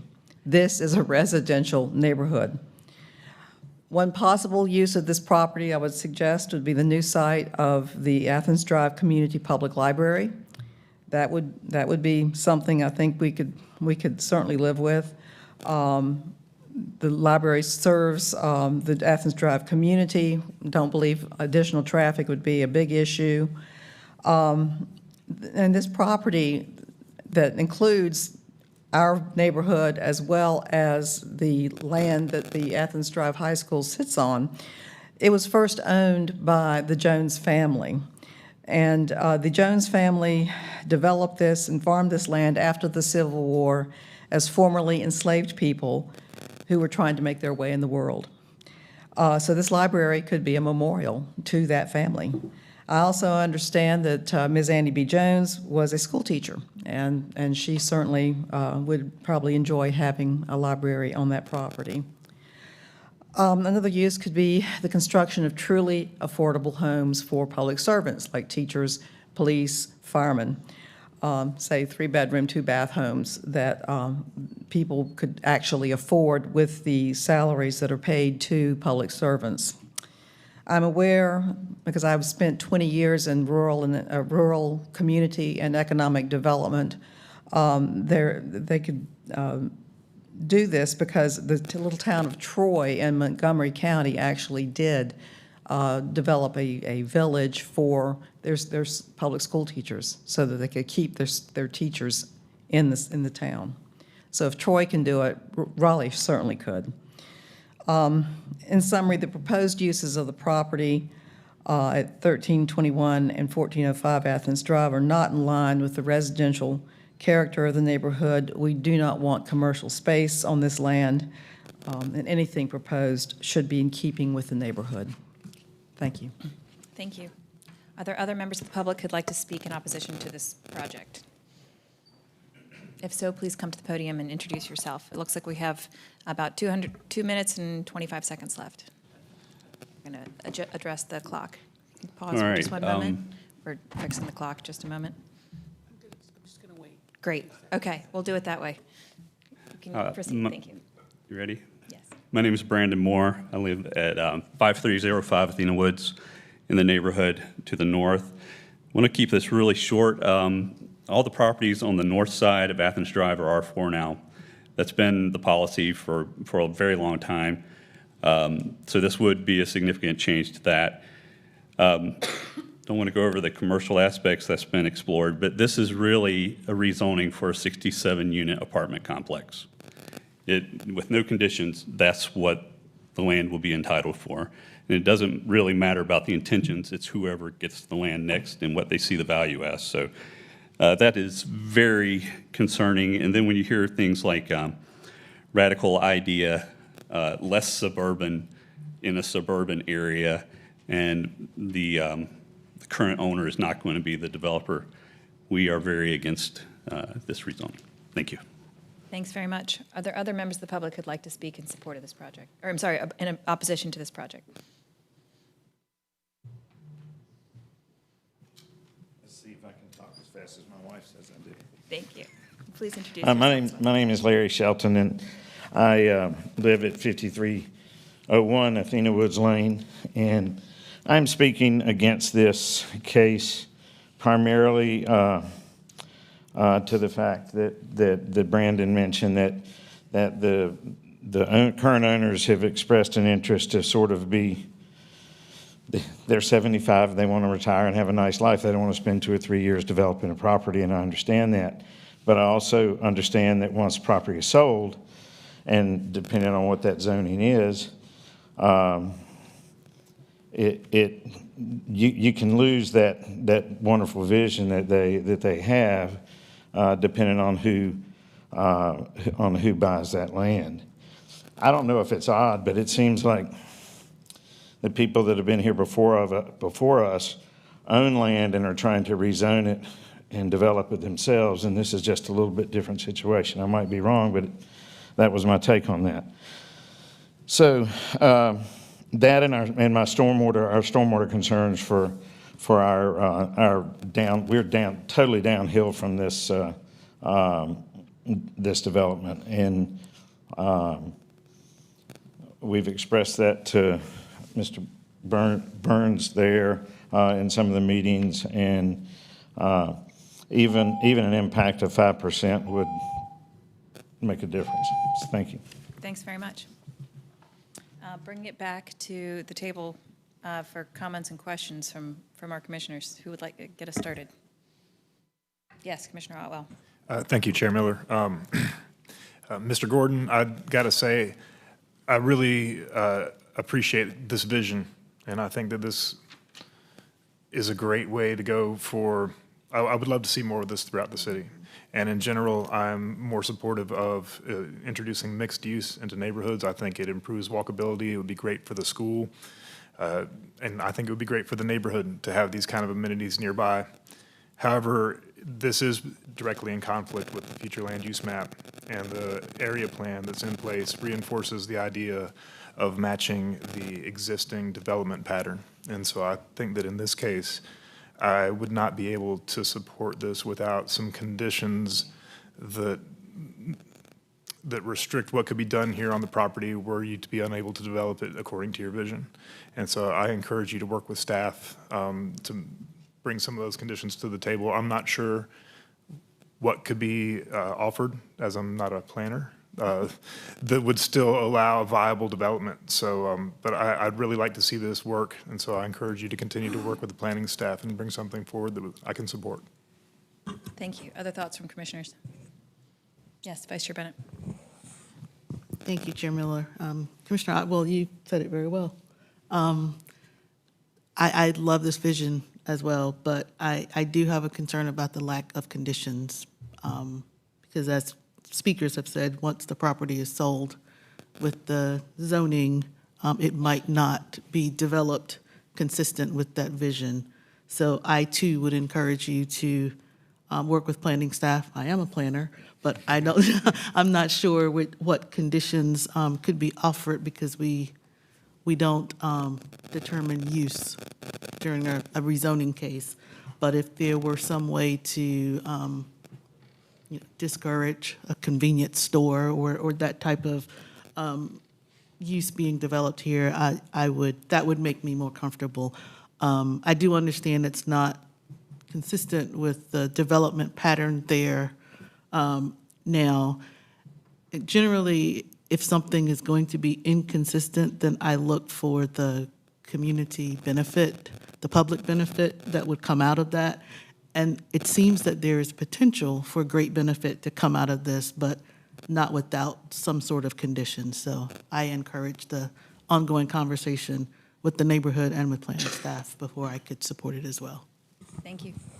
Other thoughts, Commissioner Peeler? Yeah, I would basically exactly replicate what Commissioner Bennett Otwell said. I think your vision's great, and I think the density there could be okay if the plan is right and it's put into conditions and people see the vision of it, kind of on paper and in pictures possibly. And also just an idea for conditions. If you want there to be affordable housing there, you can put conditions there that specify it would be affordable housing, if that's your choice. But yeah, thanks for presenting it. But I would reiterate what Commissioner Bennett and Otwell said. Commissioner Haver. Not to be repetitive, but that was my concern with this case with the conditions. I think Ms. Bennett says it well. It really needs to, which it does. I also love the vision. I would also guess, knowing how long it took to get City Farm in downtown Raleigh started, I'm sure you were way ahead of your time for a community farm there. So again, appreciate you looking forward and trying to do the best things for Raleigh. Do feel that there need to be conditions on this plan, and that's fairly consistent down the board with this planning commission. I think when that comes forward, we're constantly looking at if the property's sold, then what happens from there. So nothing against the plan or the vision. I think just the conditions would be an important part for this specific board. Again, consistently we come down on that point. So agree with everything that was said. Thank you, and I'll just add, echoing the concerns and all the sentiments of the rest of the commissioners. It's inspiring to think of this type of innovative development in a walkable residential area. However, we, as a planning commission, we have to look at a rezoning on its face. And whenever we think about commercial and residential districts, we typically tend to see, while we do not require a specific use, there can be prohibitions on certain uses. We also, when we're looking at commercial and residential areas, we often see conditions on height, on prohibited uses, on hours, on lighting and noise, often buffers, setbacks, parking. And those are the types of, and then the additional community benefit that's going to be provided in this area.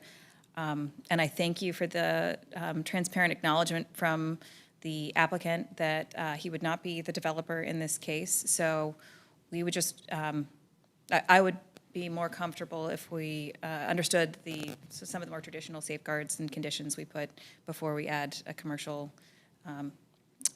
rezoning case to a residential area. Other thoughts from commissioners? Maybe I could ask the question of the applicant. Would the applicant like to respond to any of the comments that we have made today?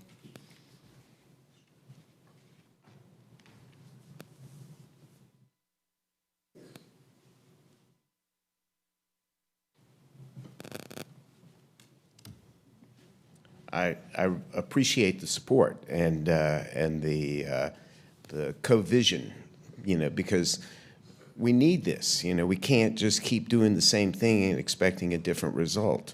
There are too many people who can't afford it. The ideas that I threw out that became specific, it doesn't have to be a convenience store. I just thought that it could be a place to sell the produce. It doesn't have to be a daycare center that is going to be run by the elders that are there. It's just a convenience that might have a room that, if you can't get your kids, you're still at work. You need a place to sort of have them for a while.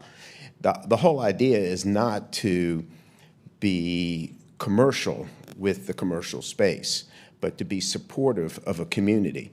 There's already on the property now a large green area that has a pizza oven on it. So we were foreseeing that you could have people just getting out guitars, sitting around and playing, not a drum circle. I mean, literally across the street from Athens High School, there's a drum corps. On Friday afternoon, you can set your clock to it. I mean, there's already more noise than needs to be in the area. So I don't want to try and create some pristine environment that only certain people can qualify for. The goal is to try and create as large of an environment as possible without creating inconvenience. And I I don't oppose the conditions. I mean, we don't have to say it's a convenience store. We don't have to say it's going to be open till 11 o'clock at night. We don't have to say it sells.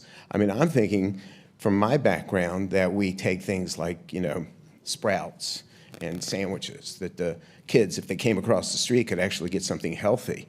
You know, it's too much of our culture is based on fat, salt, and sugar, I guess is the easiest way to put it. So I don't have any problem with the conditions. I don't understand what we need. It sounds like the conditions want to restrict things that can be there. Your fear goes to the highest use possible, and I'm trying to envision a possibility of a community growing and living, and the idea of the library has come up as well. So I'm thinking, wow, what if we had a library with a garden on it? You know, that, I mean, the things that I'm reading and understanding now about mental health are that if you put your hands in the soil, it heals you. And this is the basic bottom line that we're really trying to produce. And when we started 12 years ago, we had no idea what we were doing, and this is just the evolution of what's trying to happen. So I'm more than happy to work with the planning to restrict the things that the fear quality is going to overwhelm, so that the possibility of someone taking this and running with it and becoming an example to the whole area of what we really could do. I hear your support. I'm just trying to figure out how I now interface that. And I guess I do that with Mr. Matthews and the planning department. And then we come back and talk to you guys again, I guess, huh? Great. It sounds like the applicant is open to working with the neighbors and with the planning staff to develop some additional conditions. Sure. And would like to come back in front of the planning commission Yes. after that exercise. Yes. Our next planning commission meeting is March 25th, but in order to be on that agenda, the new conditions would need to be in by this Friday. If that does not grant you enough time, we could push it out to the following planning commission meeting, which is April 8th. And in that case, the new comments would need to be in by March 28th.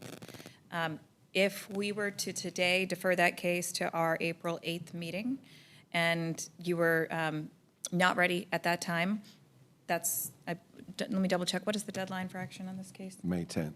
May 10th. Then at that time, we could continue to defer this case to future meetings, and we would not have to hear it on that date. But today, we just need to set a tentative future date.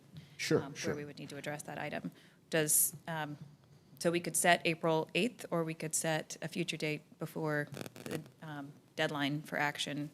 Not the next one, but the one after is what you're saying. For April 8th, yes. April 8th. Yeah, we'll shoot for that. Okay. All right. Thank you very much. Thank you. Yes, Commissioner Arlo. Appreciate your time. I'd also like to add that you're welcome to reach out to any member of the Planning Commission to discuss ideas you have. We're free to discuss these items as they go forward through the process, and I would encourage you to listen specifically to what the neighbors are saying and try to figure out the things that they're most worried about and develop conditions that would mitigate those things.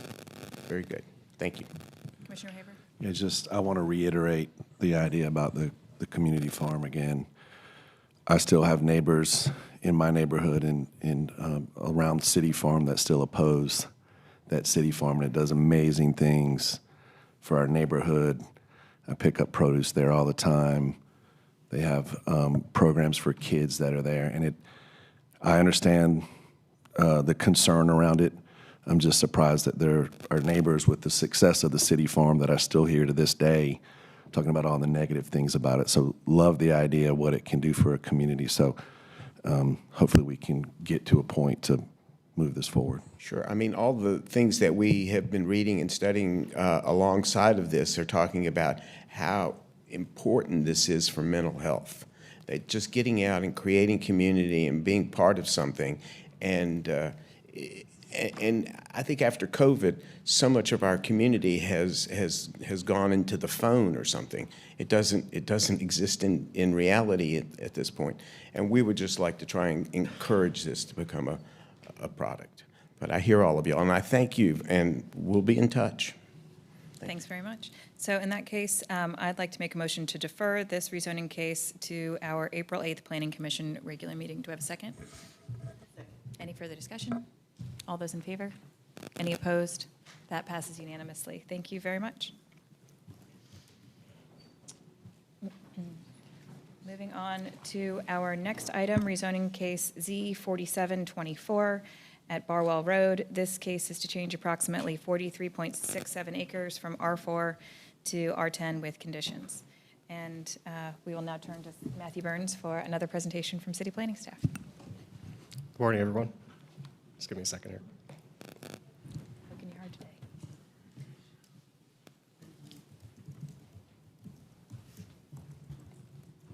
All right. So this rezoning site is at 2500 Barwell Road, not far south of Rock Quarry Road, and it's a request to rezone just under 44 acres from residential 4 and manufactured housing to residential 10 with conditions. And your deadline for action is May 10th. So zoning in this area is predominantly residential 4 and manufactured housing. The site itself is has a portion of the Walnut Creek Trail that kind of cuts through the northern area of the property. Just south of that, through the center of the site, is a significantly wide portion of Walnut Creek itself.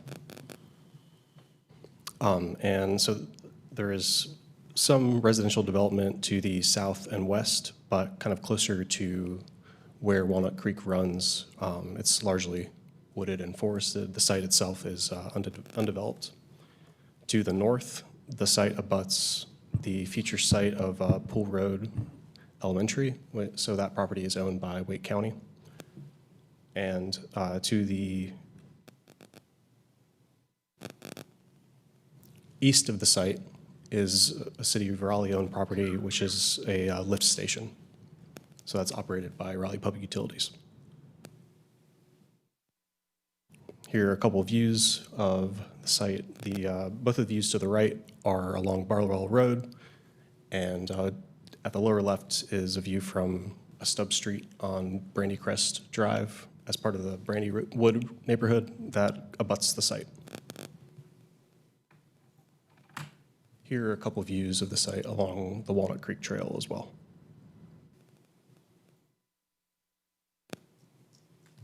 So the applicant is proposing several conditions. The first would prohibit some uses that are otherwise permitted in R10. The second would prohibit the apartment building type. The third would limit residential development to no more than 125 units. And the last condition would prohibit development north of Walnut Creek, but there's a note in that condition that this would not act as a prohibition on construction of greenways or utility infrastructure north of Walnut Creek.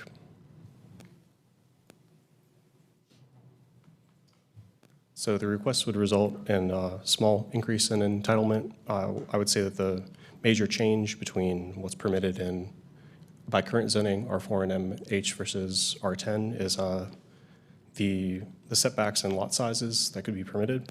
So this would be an increase to the maximum number of units, but the development would be concentrated in the southern portion of the lot, of the property. The site has a below average walk score, below average bike score, below average transportation costs, and relatively low access to jobs. I'll note that the site, despite not having a transit score, is served by Go Raleigh Route 18. And there are some stops relatively close to the site near Chatmoss Drive. The request would add to the housing supply, does not include subsidized units, permits a variety of housing types, allows smaller units, and is within walking distance of transit. Area residents are more likely to be racial minorities and more likely to be low income than the city averages. And the cost of rent increased 28% between 2020 and 2023, which is higher than the citywide average. So the request is consistent with future land use maps designations of low-scale residential and public parks and open space. And there is no urban form guidance for the site. So the request is consistent with the comprehensive plan and consistent with the future land use map. Consistent policies are related to compact development, reinforcing the urban pattern, and zoning for housing. And inconsistent policies are related to response time standards for fire. Your deadline for action is May 10th, and there are no outstanding issues. Please let me know if you have any questions. Thank you very much. Moving on to public comment for those in support. The applicant and those in favor have a total of 10 minutes to speak.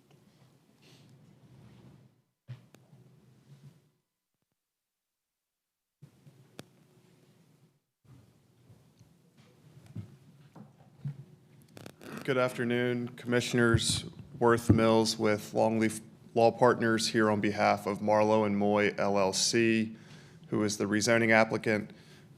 Joining me this morning are Howard Moy and Peter Knosson. And as Mr. Burns mentioned, this is the proposed rezoning for 2500 Barwell Avenue. The property is just over 43.5 acres. It's vacant. It is forested. Walnut Creek bisects the property, creating sort of a north and south section.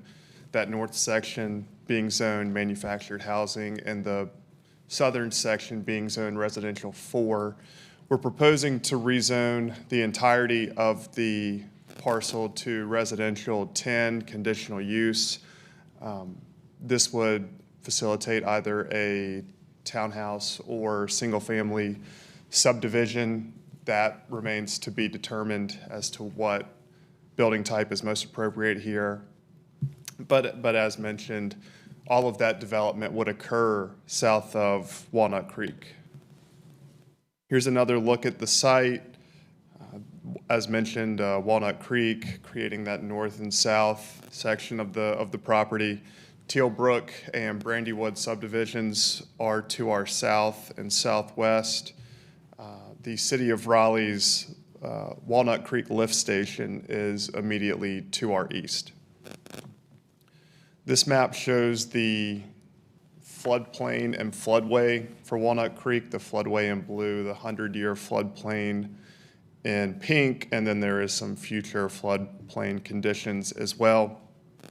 We cannot build in either the floodplain or the floodway, and so this leaves us with just under 13 acres approximately within which to develop this subdivision.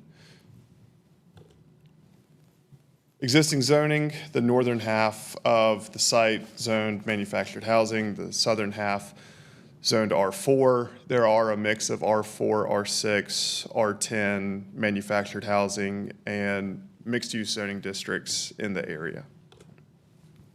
Future land use map dedicates the area within which a new community would be located as low-scale residential, which recommends a variety of housing types, including townhomes. And again, everything north of that floodplain is going to be undeveloped, pretty much left in its existing state. And so that, in our minds, aligns with the public parks and open space designation for the balance of the site. Our zoning conditions prohibit certain uses otherwise permitted in the R10 zoning district. It prohibits the apartment building type. We're limiting development to no more than 125 dwelling units. If this site is developed for single-family homes, that number would obviously be much lower. And fourth and finally, we are prohibiting development north of Walnut Creek, keeping that as undisturbed area, but for greenways and utilities. The request is consistent with the future land use map. It's consistent with the comprehensive plan. We believe it's reasonable and in the public interest, and happy to answer any questions that you have. Thank you. Thanks very much. Are there any other members of the public who'd like to speak in support of this project? And seeing none, we can move on to public comment for those in opposition. Those opposed to this case have a total of 10 minutes to speak. Please come to the podium and introduce yourself.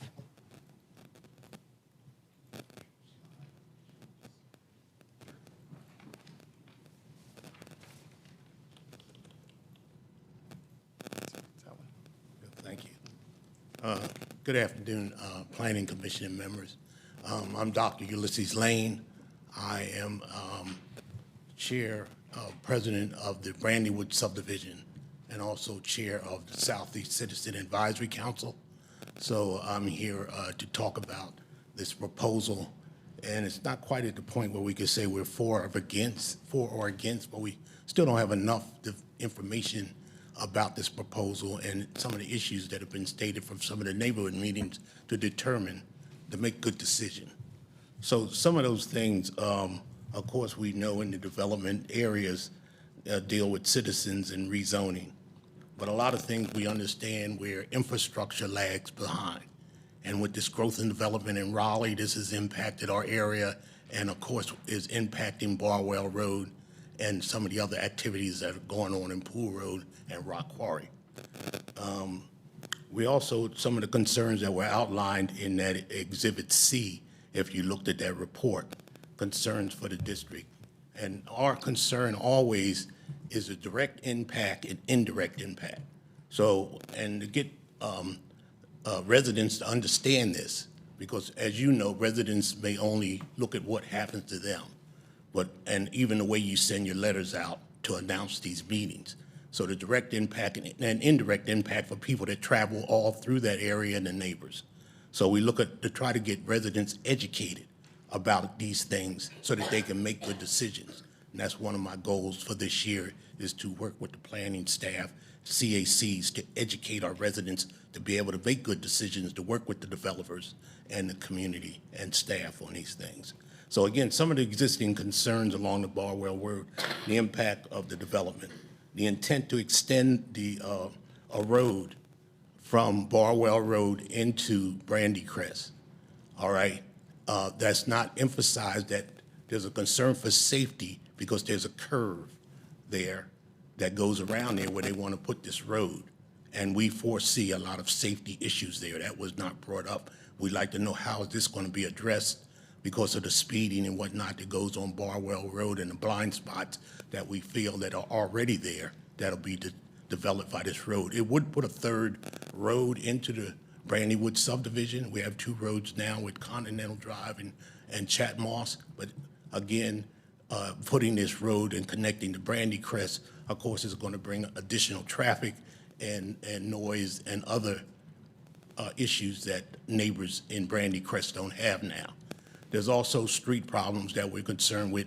There's not enough visual stuff to look at, that the present streets in Brandywood are narrow. Most houses have 2 to 3 cars.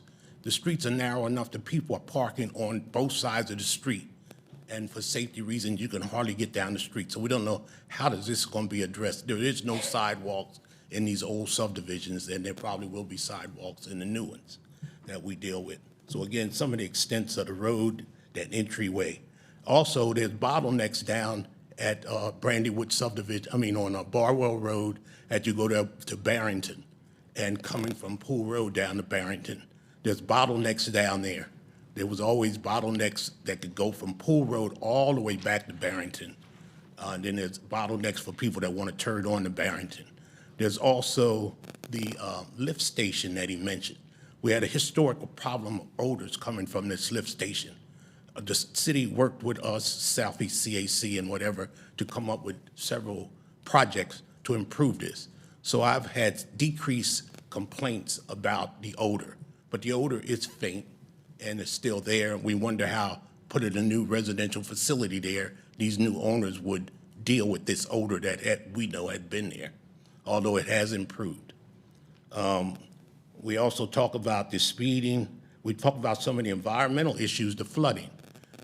In the report, it talks about a hurricane. I've been living in this Brandywood subdivision since 2002. I've seen heavy rains that have come up where there's a bridge there that goes over the creek. The water came all the way up to the bridge and onto the bridge. And that was not just a hurricane. So I saw in the report where it mentioned in before 2002. I've been there since 2002, and I've seen this water rise twice. So those are issues that can impact the future with climate change. You don't say what is or isn't going to be anymore because of a hurricane. We also talked about the neighbors with the odor, the Greenway connection. I didn't hear any discussion about that. The development with the noise, we talked about that. A lot of these people in the Brandywood subdivision on the Damon Street side. Some of them have brought the areas because it was quiet and, you know, things like that. That would change with the development and it would change with the neighbors. Some of the other things that we talk about besides the noise is would probably be what would happen with the wildlife. You know, we want to know, as we do all this growth and development and shifting of wildlife from one, it's a big wooded area down there now that leads into a lot of the other areas. What happens with that as we develop these areas? Where do these deer go and some of the others go that have been displaced? We've seen a lot of things with the developments with displacement of snakes and things like that coming to other areas once they're moved out. Okay, these are all the things that we've noticed that have been going on.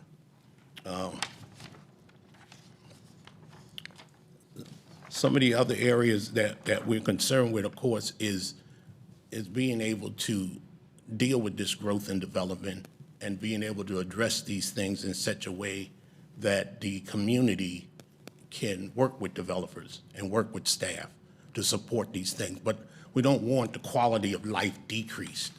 We want the quality of life increased. And so a lot of these factors decrease the quality of life for our residents. And so therefore, we need to work together to do something different. So would they ask us if we're for or against?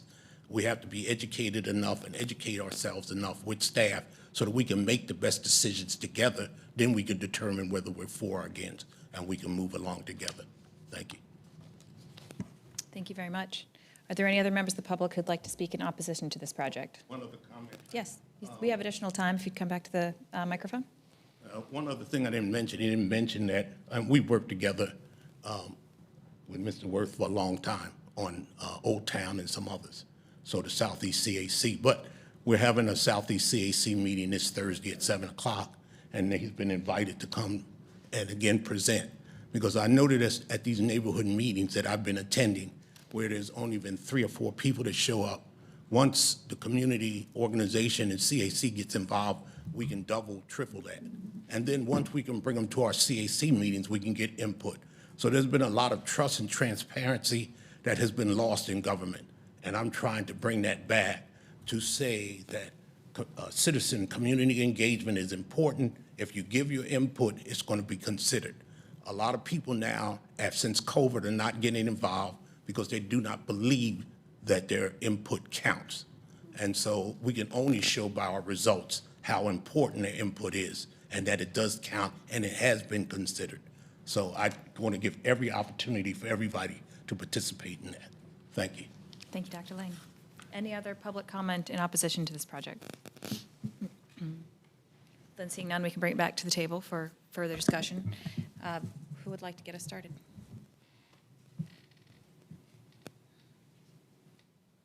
Vice Chair Bennett?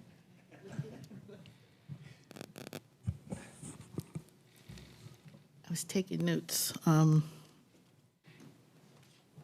Thank you, Dr. Lane, for your comments. I'm trying to make sure I ask good questions based on the concerns that you raised. So there are things that we could address in this rezoning. I do want to make an observation, though, before I start with my questions, as you all know I do.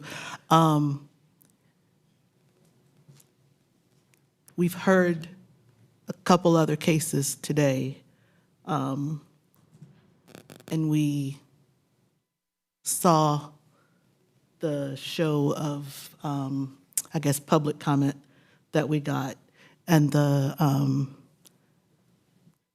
similar concerns about the impact of development, about a road through connecting to a neighborhood. And now we get to this development, which is in a different part of the city, and it's different. And so I understand that not everyone can come out to a 9 a.m. meeting to express their concerns. So I want to make sure that we give this case the same care and concern that we gave the other cases where we had a number of other public speakers, and that we don't rush this one through because we only have one public speaker, though you spoke very well. So I want to make sure that we are able to address what we can address at the Planning Commission.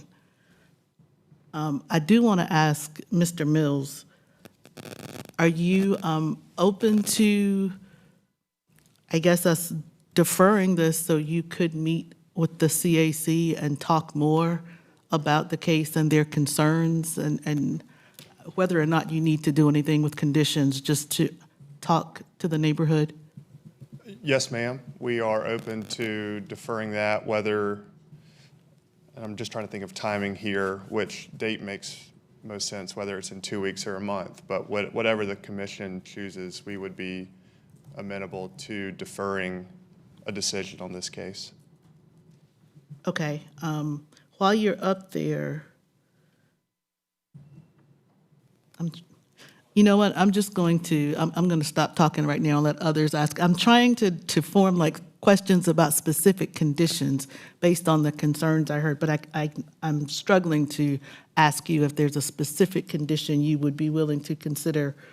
So while I think about it, I'll just let my fellow commissioners talk.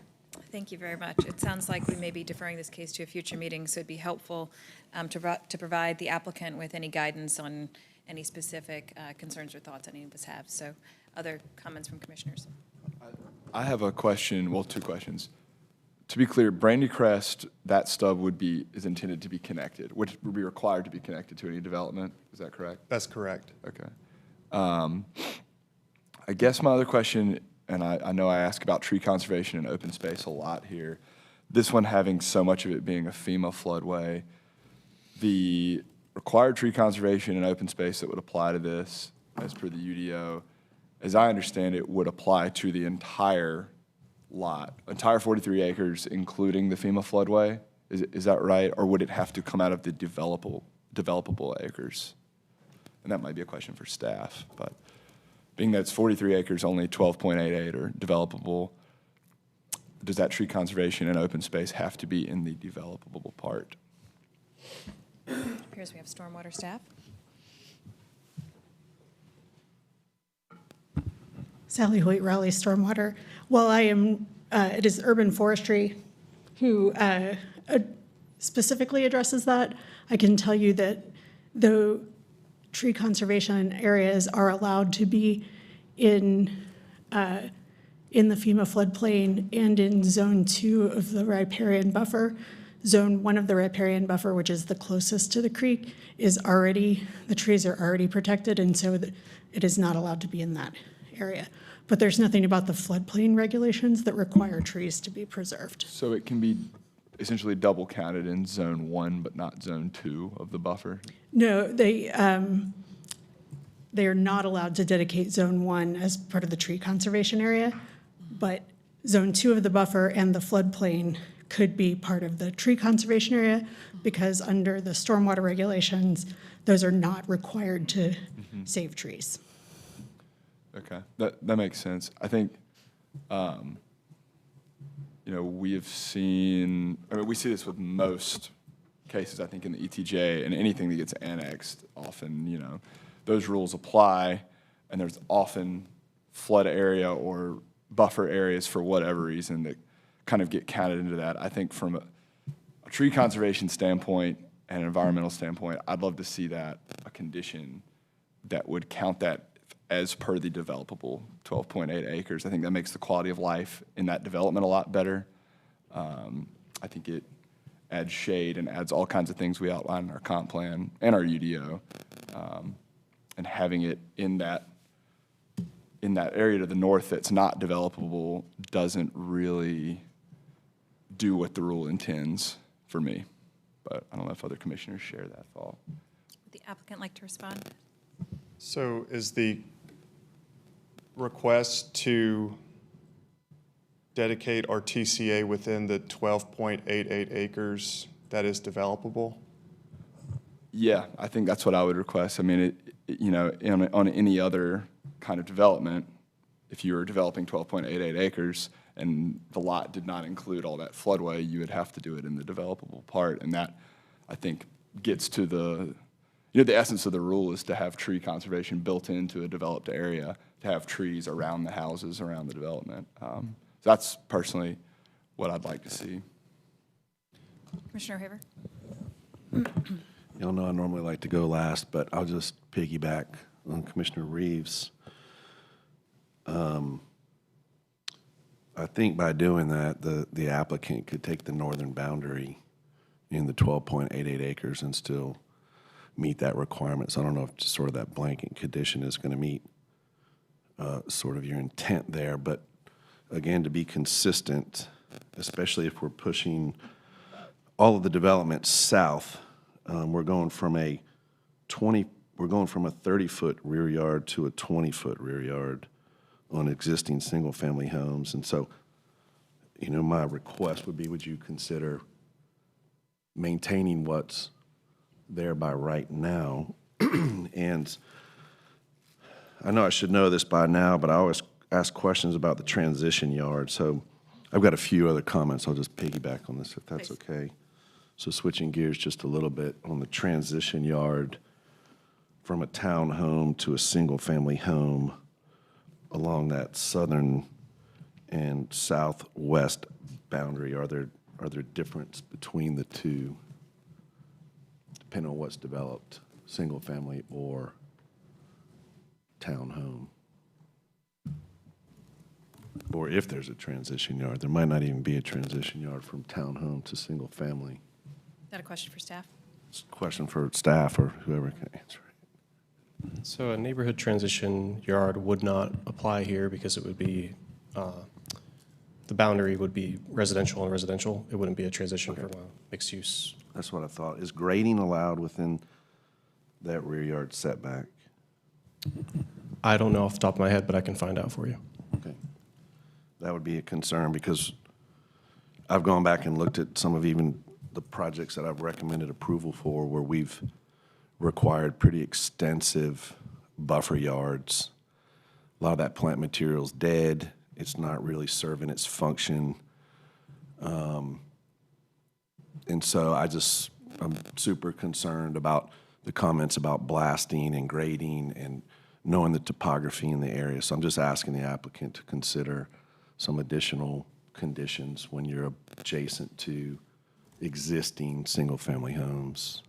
So, and help me understand the connection. So you're going to pull a driveway off of Barwell Road and connect to Brandycrest? Is that the intent? It would be, the intent is for Brandycrest to continue as a public street until it intersects with Barwell Road. Does transportation staff have any comments or concerns? Again, it's quite the curve in the road there. I don't know what the Raleigh transportation requirements are for a driveway in that condition. Yeah, it looks like that small sliver on Barwell is about 150 feet, so that's really the only option for them to connect back from Brandycrest.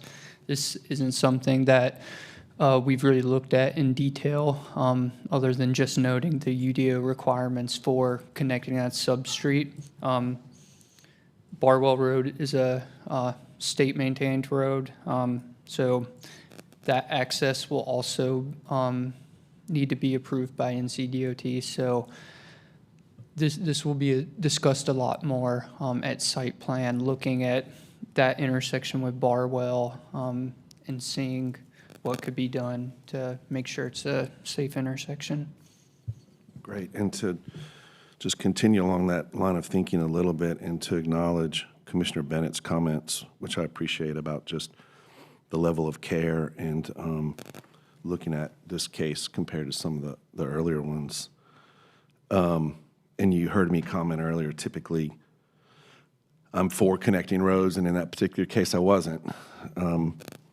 I think just looking at the street network on here, certainly understanding those concerns from the neighbors, and Dr. Lane, I will get to a couple comments he made. The access to this site isn't going to be, I don't believe, up Centennial Way or Chatmoss Drive to drive all the way around to get back. I think it's completing the grid. There's surely some vehicles will take that route, especially if Barwell Road entrance feels unsafe. So not denying that it will increase some traffic, but I think just in this particular case, I think it's a little bit different street network than it was in the previous case. So Dr. Lane mentioned the lift station. Can anyone from staff talk about the capacity of that lift station and if there's ability to address development here, or what's the status of that? That's a good question. I can't speak for public utilities, but I can ask them for an update for the next meeting. That would be great. You didn't flag any concern in their comments and review, right? I don't believe so. So it would be, if there were concerns, we can assume that, okay, but that's an assumption. I think if we could check, I think probably be good. And then just lastly, a comment, and to again echo some of the comments Ms. Bennett made. Dr. Lane, I really appreciated your comments. We talk about that a lot up here and the importance of community engagement. I did like the comment that you said, a couple things, that is the community educated enough? And so I appreciate the applicant being willing to maybe even push this case out. I don't want that to go unnoticed, that they're willing to add a considerable amount of time to try to address and make sure we have adequate community comment. So appreciate both sides on that. Dr. Lane mentioned a specific word I picked up on community input being considered, and I think that's an important point to make. It doesn't mean that the community input needs to be set by law, but that is considered, and does it make sense for both parties? So really appreciate, again, your thoughtfulness in your comments. So that's all I have. Thank you. Other comments from commissioners before we defer this case? Commissioner Otwell. One brief comment about the tree conservation area. I agree that it's desirable to have some sort of conservation in the developable area, but I'd also like to point out that offering up the floodplain zones in the area above the creek for a tree conservation area is not an insignificant offer. Just because the area is not developable does not mean that the trees are not loggable, and those represent significant economic assets to a lot of people, and offering this conservation does protect the Greenway Trail up there. It gives it a significant open space or natural space, so I do think that it has value. Thank you. Yeah, if I could just reply, I mean, my comment's not to insinuate it doesn't have value. I think it's just, and I didn't actually know it could be logged within the boundaries of Raleigh. Is that true? Really?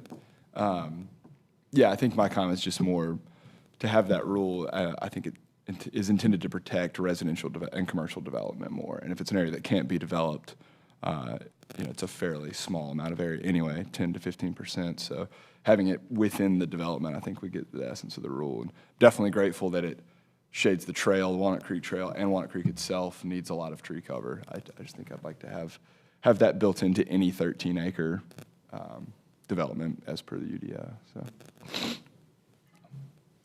Other thoughts from commissioners? Yes, Vice Chair Bennett. I just want to add,